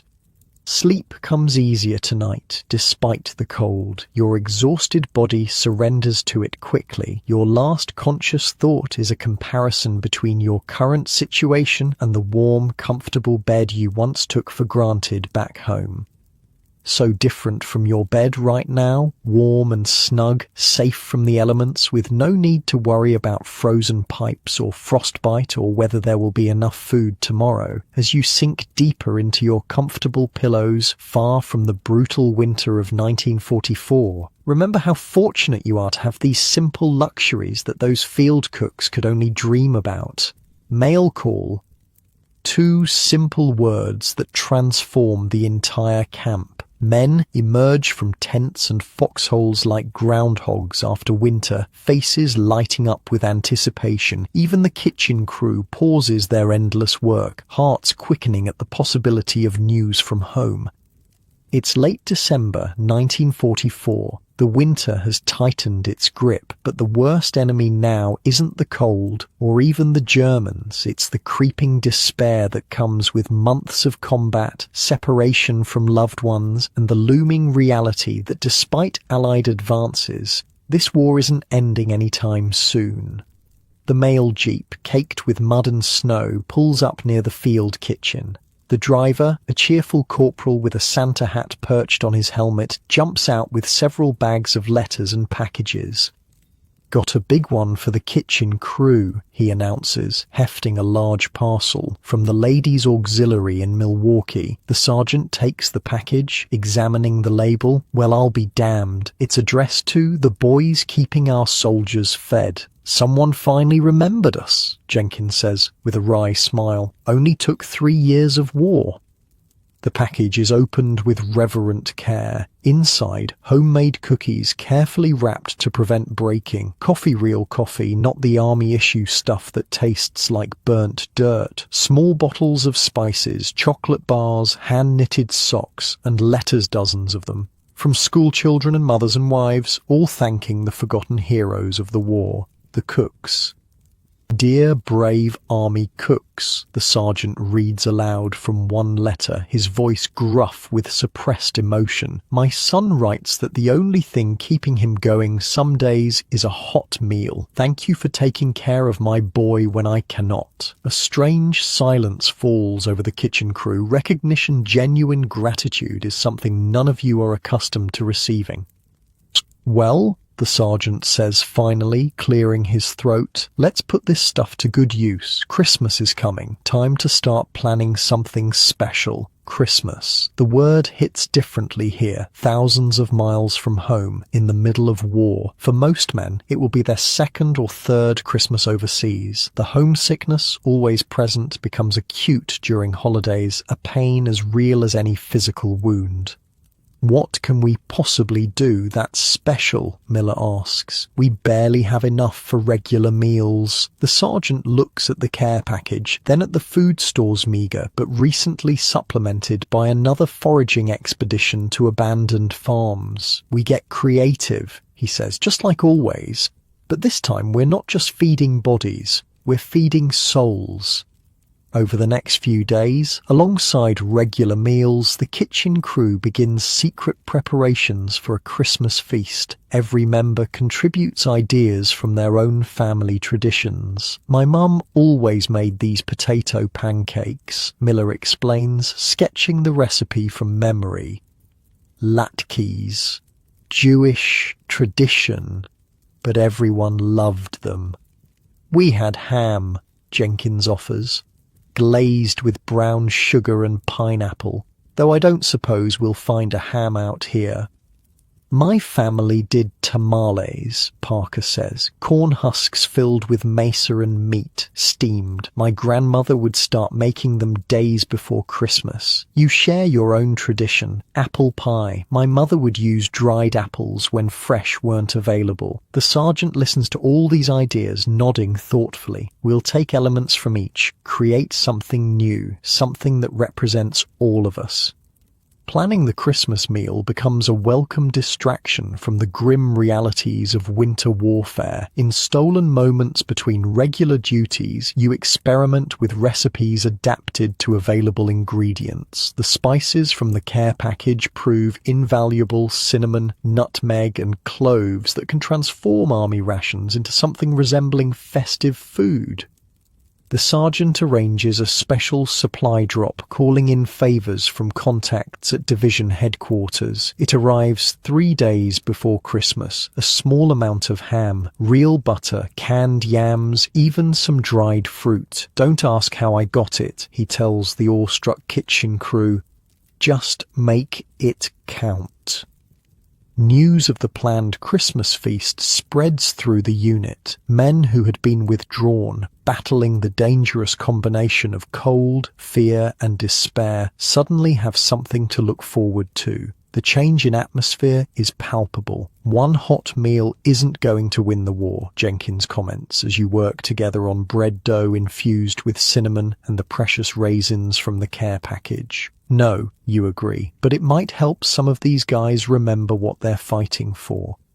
2 days before Christmas, tragedy strikes. A German artillery barrage hits the adjacent company area. Casualties are high. The field hospital overflows with wounded. The mood, which had briefly lifted with the promise of Christmas, plummets. "Should we cancel the feast?" Miller asks the sergeant privately. "Doesn't seem right to celebrate with so many men down." The sergeant considers this, then shakes his head firmly. "We need it now more than ever, but we make an addition to the plan. We serve the wounded first in the field hospital. Special trays, best portions, show them they're not forgotten." On Christmas Eve, while regular evening chow is served, the kitchen crew works through the night preparing the feast. The goulash canone burns continuously, its heat a blessing against the freezing air. You rotate positions, working near the fire until you're sweating, then moving to outer tasks until the cold becomes unbearable, then back to the fire. The ham is carefully portioned to ensure every man gets at least a small taste. The canned yams are mashed with butter and the last of the sugar, then topped with crumbled cookies from the care package to simulate the candied sweet potatoes of home. Miller's potato pancakes take shape, though without enough oil to properly fry them. They're more like seasoned potato patties. Still, the familiar scent brings a smile to his face. For dessert, you create a bread pudding using the cinnamon raisin bread, powdered milk, saved egg powder, and melted chocolate from the care package. It's not apple pie, but the warm, sweet aroma evokes the same feeling of home and comfort. By dawn on Christmas morning, exhausted but satisfied, the kitchen crew has performed something like a miracle, a holiday feast created from military rations and scavenged supplies in the middle of a war zone. "Get 2 hours sleep," the sergeant orders. "Then we start serving. Hospital first, then the lines." Those 2 hours of sleep are dreamless and deep despite the uncomfortable conditions. When you wake, it's to the sound of Christmas carols being sung somewhere in the camp-off key, but heartfelt. The meal service begins at the field hospital. You and Jenkins carefully transport special trays to the wounded, each containing small portions of everything: ham, sweet potatoes, potato pancakes, bread, and dessert. It's not much by civilian standards, but in this context, it's a banquet. "Merry Christmas, fellas," Jenkins says as you enter the hospital tent. "Special delivery." The wounded men, some bandaged, some on plasma drips, some barely conscious, react with disbelief that gradually transforms into profound gratitude. "Is that ham?" asks a soldier with his arm in a cast, his eyes widening. "Yes, sir, genuine American ham," you confirm, placing a tray on his lap. "Along with all the trimmings." A medic approaches, concern on his tired face. Some of these men are on restricted diets, liquid only for those with abdominal wounds.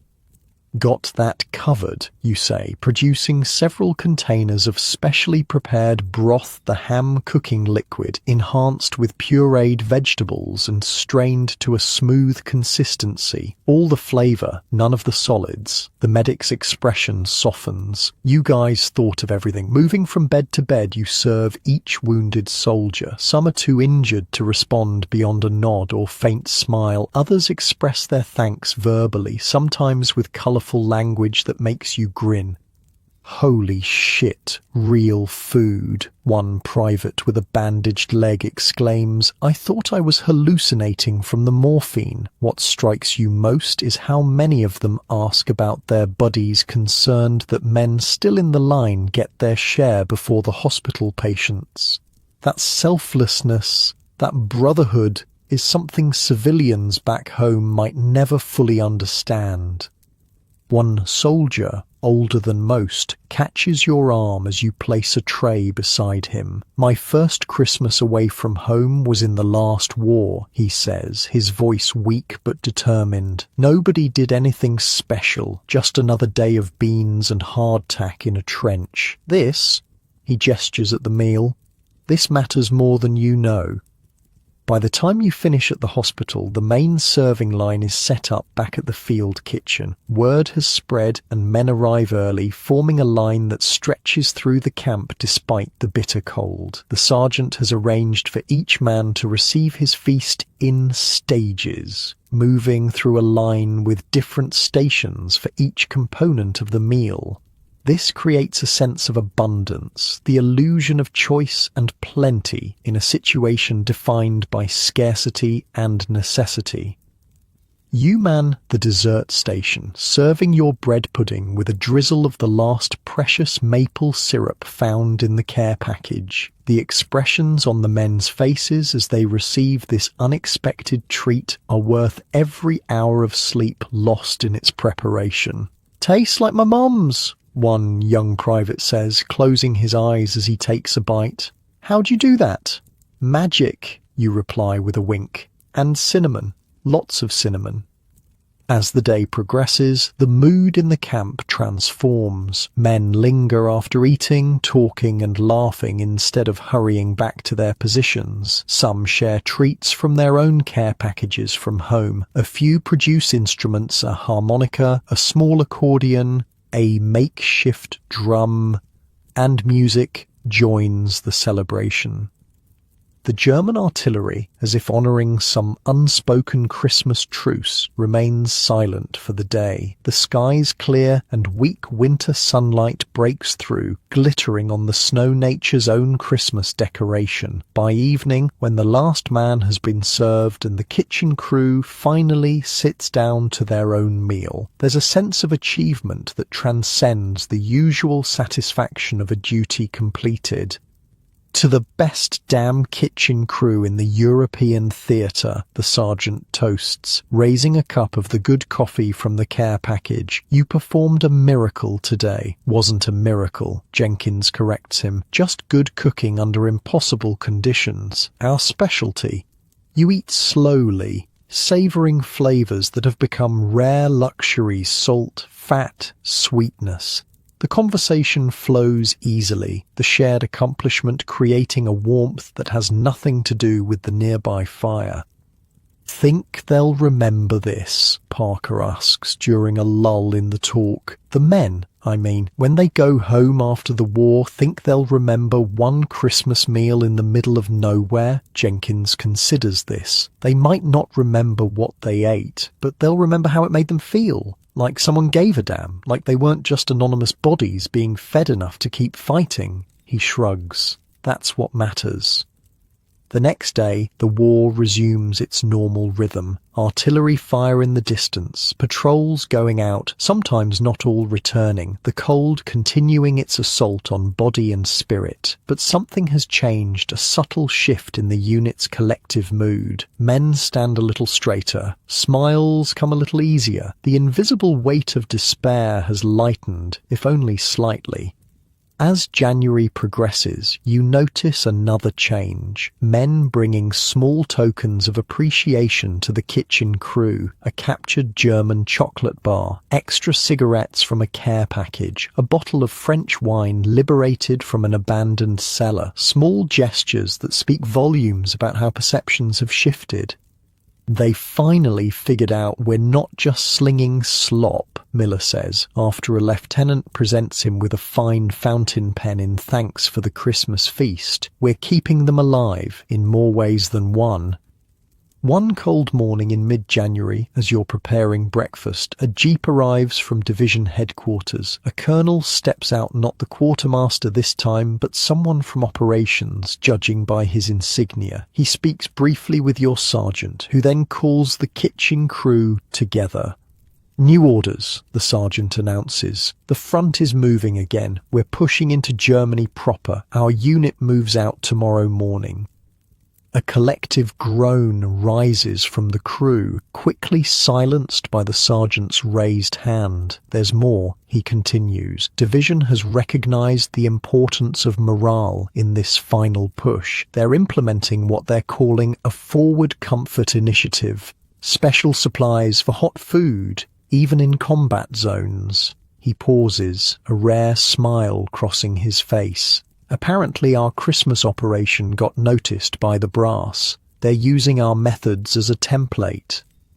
Pride blooms in your chest, unexpected, unfamiliar, but welcome. In a war where recognition usually comes posthumously, this acknowledgement of your work feels monumental. "Does this mean better supplies?" Jenkins asks, always practical. "Some," the sergeant nods. "And priority on transport for kitchen equipment. They've finally realized that an army with hot food fights better than one on cold rations."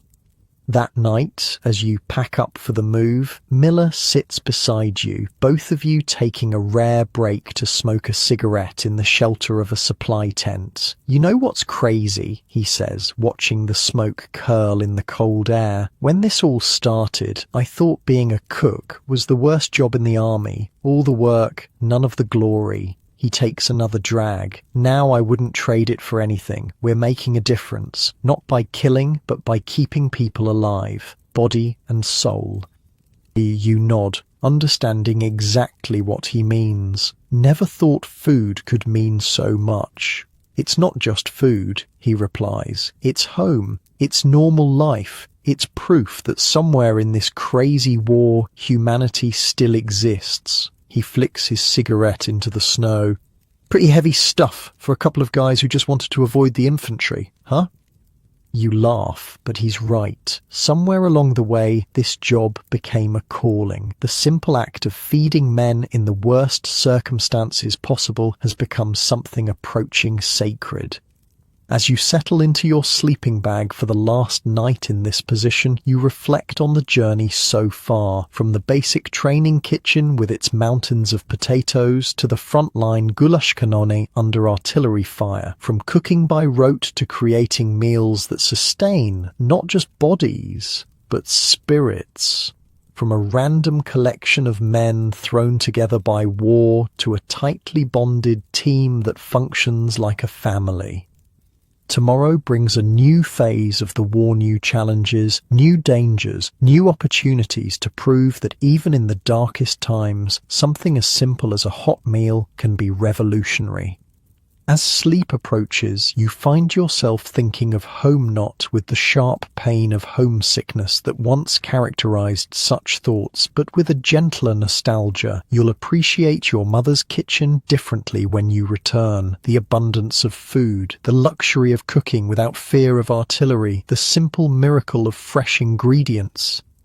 If you return. Because despite the improved morale, despite the recognition from headquarters, despite everything, this is still war. And war takes without asking, without discrimination, without mercy. The Rhine River stretches before you, wide and grey, in the early morning light. On the far bank lies Germany proper, the heartland of the Third Reich. The air tastes different somehow, charged with the knowledge that you're witnessing history. "Hell of a view," Jenkins says, coming to stand beside you. "Never thought I'd see it." It's March 1945. After months of brutal fighting through winter, the Allied forces have reached this crucial barrier. Engineers work frantically to construct pontoon bridges across the river, replacing those destroyed by retreating German forces. Your field kitchen is set up half a mile back, feeding the endless stream of men and equipment moving toward the crossing point. The pace is frantic. The generals want to maintain momentum to cross before the Germans can reorganize their defense. "We're crossing tomorrow," the sergeant announces during dinner preparation. "Our unit will be in the third wave. We need to break down the kitchen tonight, ready to move at 0400. "We crossing with the troops?" Miller asks, the concern evident in his voice. "The Rhine crossing is expected to meet heavy resistance." "No, we'll wait until the bridgehead is secured, then bring the kitchen across. Should be late tomorrow, assuming everything goes according to plan." Everyone knows that in war nothing ever goes according to plan. That night, as you dismantle the field kitchen, an artillery barrage opens up, the Germans targeting the assembly areas near the river. The sky lights up with explosions, the ground trembling beneath your feet. "Keep working," the sergeant orders. "We need to be ready to move no matter what." By midnight, everything is packed and loaded onto trucks. The kitchen crew gathers in a small tent, unable to sleep through the continuing bombardment. The conversation turns, as it often does before major operations, to home. "First thing I'm gonna do when I get back," Miller says, lighting a cigarette, "is ask my mother to cook me a steak. A real one, thick as my thumb, with fried potatoes and gravy. Beer," Jenkins contributes. "A cold beer that wasn't brewed in someone's helmet." "Hot bath," Parker adds. "Gonna soak until my skin wrinkles up like a raisin." "What about you?" Miller asks, turning to you. You consider the question. After all you've experienced, the simple pleasures of home seem almost unimaginable. "Sleep," you finally answer, "in a real bed with clean sheets for about a week straight." They laugh, but it's a laugh of understanding. Sleep, real, safe, comfortable sleep has become the most precious commodity in your world. At 0400, the sergeant rouses everyone. "Change of plans," he announces. "The crossing has been delayed. German resistance is heavier than expected." Through the morning, you watch as more artillery is brought up, as bombers fly overhead toward German positions, as the methodical machinery of war adjusts to the unexpected obstacle. Your kitchen remains packed, ready to move, which means you're of the end. "They've been saying that since D-Day," Jenkins remarks dryly. "This time it might be true," the sergeant replies. "The Germans are running out of men, equipment, everything. Intelligence says they're drafting old men and boys now." The thought of the war potentially ending, of going home, feels almost as unreal as the thought of being here once did. You've been a soldier, a cook, for so long that civilian life seems like a distant dream. "What happens to us?" Parker asks. "After, I mean, if it really ends soon." The sergeant shrugs. "Occupation duty, probably. Someone's going to have to feed the occupation forces."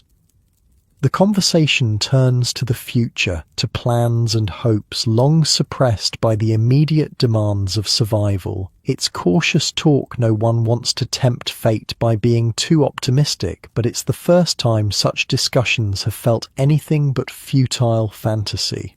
The next morning brings new orders. The front has moved again, pushing deeper into Germany. Your unit needs to follow, maintaining the critical supply line. "Pack up," the sergeant orders. "We move in 1 hour." And so it goes, day after day, week after week. The field kitchen becomes a mobile operation, setting up for a day or two before moving forward again. The advance is steady now, the German resistance increasingly disorganized, though still sporadically fierce. Towns and villages fall, some abandoned, others defended fanatically. The terrain changes from the flatlands near the Rhine to rolling hills, forests, small mountains. Each new location presents different challenges for setting up the field kitchen, different local resources to potentially utilize. Food supplies become erratic as the supply lines stretch and German resistance targets the routes. You become expert at foraging, finding abandoned farms, requisitioning from German civilians, always with receipts for future reimbursement as per regulations, utilizing wild plants when necessary. "Never thought I'd be cooking dandelion greens and nettles," Miller comments, as you prepare a soup using these foraged ingredients to supplement the dwindling meat ration. "My mother would be horrified." "Your mother never had to feed an army on the move with no supply convoy for 3 days, Jenkins replies. "You use what you've got." What you've got becomes increasingly creative. German potato sellers yield their treasures. Abandoned chickens provide eggs and occasionally meat. Wild mushrooms carefully identified using a manual Jenkins Carisad flavor to otherwise bland dishes. Even German military rations captured in quantity during the advance are repurposed and improved upon. In mid-April, your unit pauses outside a small German town that has offered token resistance before surrendering. The spring weather has turned surprisingly warm, a welcome change after the brutal winter. As you set up the kitchen in a meadow blooming with early flowers, news arrives that transforms everything. President Roosevelt has died. The information ripples through the camp, creating a strange, subdued atmosphere. For many of the men, Roosevelt has been the only president they've ever known. His voice on the radio, his leadership through depression and war has been a constant in their lives. "We'll need to do something," the sergeant says quietly. "Something to mark it, to let the men mourn." That night, you prepare a special meal, not a feast like Christmas, but something carefully crafted to provide comfort. A simple beef stew, rich with vegetables, fresh bread, the yeast given extra time to rise, creating a perfect texture. And for dessert, a bread pudding similar to the one from Christmas, this time flavored with foraged berries that stain it a deep purple. The men eat in unusual silence, processing their grief. Many speak of home, of what Roosevelt meant to their families during the Depression. Some worry about the war. Will this change things? Will the new President Truman have the same resolve? "Nothing changes for us," the sergeant tells the kitchen crew as you clean up after the meal. "We keep doing our job, one meal at a time." One meal at a time. The mantra that has carried you through the worst of the war continues to guide you through these final, uncertain days. 2 weeks later, cooking breakfast on a misty German morning, you hear a sound that stops everyone in their tracks, cheering. Not isolated shouts, but a wave of human voices expressing pure joy, rolling through the camp from east to west. A jeep roars up to the field kitchen, a lieutenant standing in the passenger seat, his face alight with excitement. "It's over," he shouts. "Hitler's dead, Berlin has fallen, the Germans are surrendering." For a moment, no one moves. The news is too massive, too long-awaited to immediately process. Then Jenkins drops a pot, the clatter breaking the spell, and the kitchen crew erupts in celebration. Embracing, shouting, some weeping openly. The sergeant, always proper, always in control, actually picks up Parker and spins him around before setting him down, both men laughing like children. "Is it really over?" Miller asks, his voice small, almost afraid to believe it. "The fighting here is," the lieutenant confirms. "There might be pockets of resistance and the war in the Pacific continues, but here, in Europe, it's done." The impact of his words sinks in slowly. Done. After years of danger, deprivation, fear, loss, done. "What do we do now?" you ask the sergeant when the initial celebration subsides. He looks around at the half-prepared breakfast, at the men still celebrating throughout the camp, and makes a decision that surprises everyone. "We cook," he says, "but not breakfast. We prepare a victory feast, the best meal possible with whatever we have. Every man deserves to celebrate this day with a full belly." The victory meal becomes your finest hour as a field cook. With limited supplies but unlimited motivation, you and the kitchen crew create a multi-course celebration that stretches through the day and into evening. The centerpiece is a roasted pig acquired from a local farmer in exchange for coffee and cigarettes, prepared in a pit dug into the ground and lined with stones, covered with earth and allowed to slow cook for hours. The meat, when finally unearthed, falls from the bone, succulent and smoky. Side dishes appear as if by magic: potatoes mashed with garlic, wild greens sautéed with bacon, bread baked fresh in batches throughout the day. For dessert, a cobbler made with canned peaches, hoarded for a special occasion, topped with a sweet crumble of crushed cookies and the last of the sugar ration. Men from neighbouring units, hearing of the feast, arrive with their own contributions: liberated wine and schnapps, chocolate from care packages, even ice cream made by an engineering company using ice from a stream and powdered milk mixed with sugar and vanilla extract. The celebration continues into the night, transitioning from meal to party as someone produces an accordion, another a guitar. Songs rise into the spring air, first military songs, then folk songs from home, then finally the gentle, nostalgic tunes that speak of love and peace and everything that has been missing from these men's lives. You find yourself sitting slightly apart from the main celebration, exhausted from the day's cooking, but too wired with emotion to sleep. Jenkins joins you, passing over a bottle of something clear and potent. "Not bad hooch for Germans," he comments as you take a cautious sip, the liquid burning a path down your throat. "Think we'll go home soon?" you ask after a comfortable silence. He shrugs. "Some will, others will stay for occupation duty. Either way, we'll still be cooking." "It'll be different though," you say. "Cooking without the fear, without the shortages, without the danger," he adds, his voice softening, "without wondering if each meal might be someone's last." You both contemplate this, watching the celebration continue around the campfires.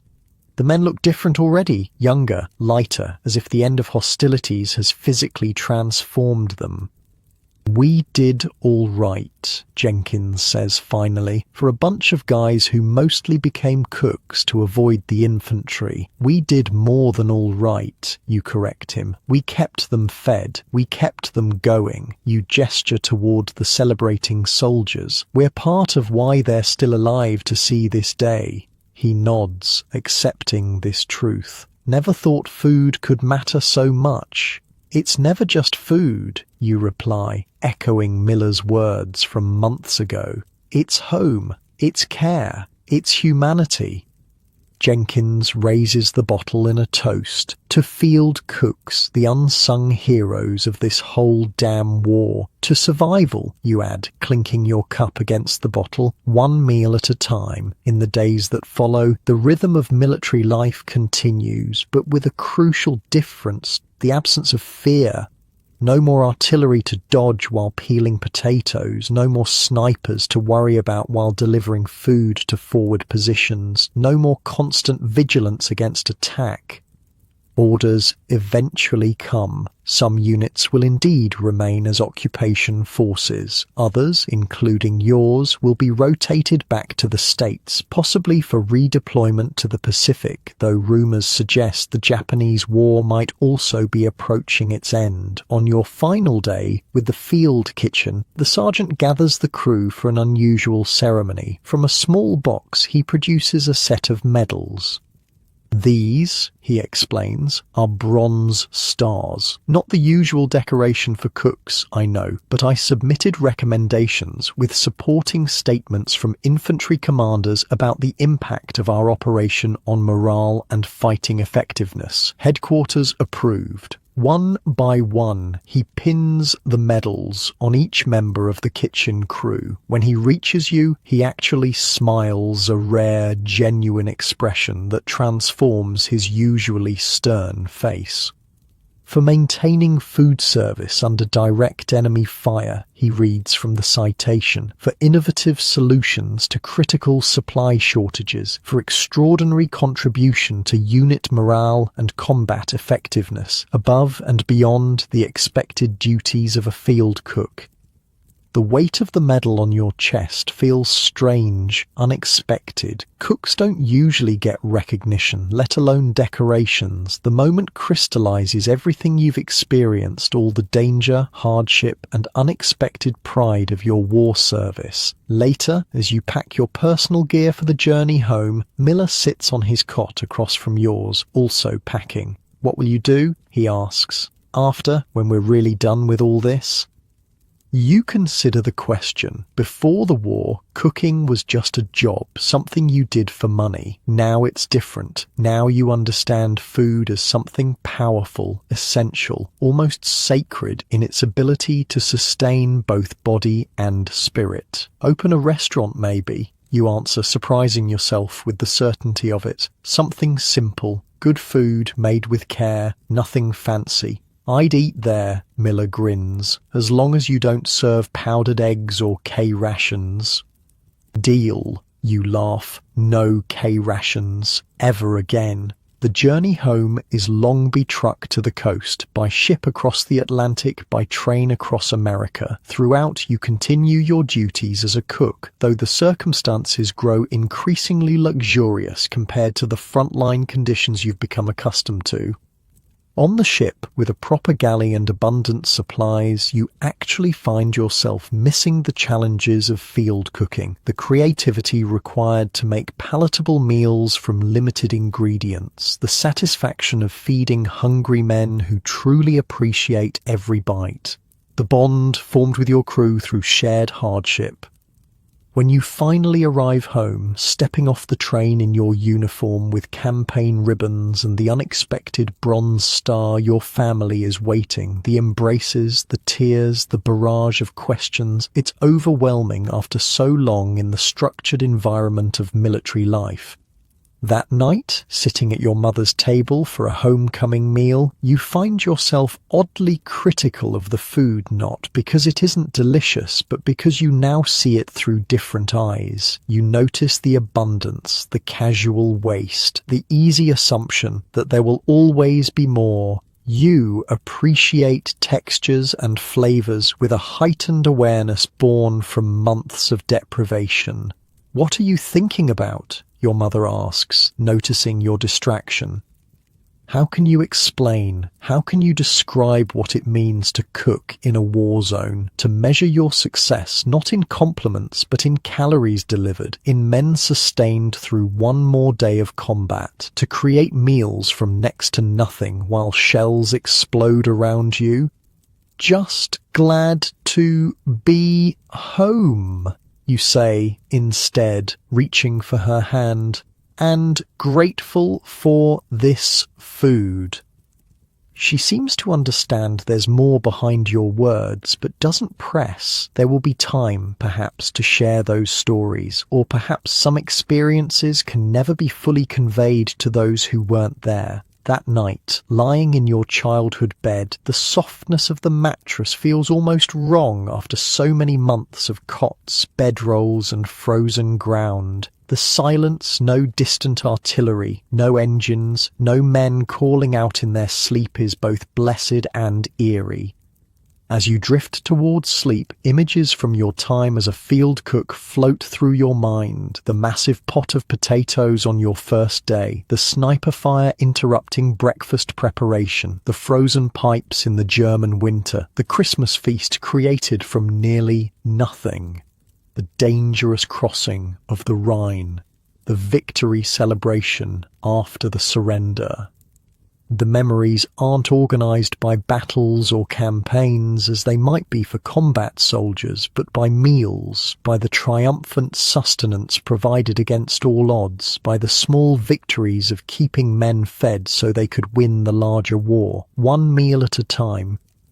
You survived as a field cook in World War II. More than survived, you discovered a calling, a purpose that transcended mere duty. In the crucible of war, in the most challenging cooking environment imaginable, you found what food truly means. Not just sustenance, but comfort, connection, humanity. Sleep comes easily now, in your safe and comfortable bed, so different from the dangerous, uncomfortable conditions you endured. As you sink deeper into peaceful rest, remember that sometimes the most crucial battles aren't fought with weapons, but with the simple, powerful act of feeding those who need it most.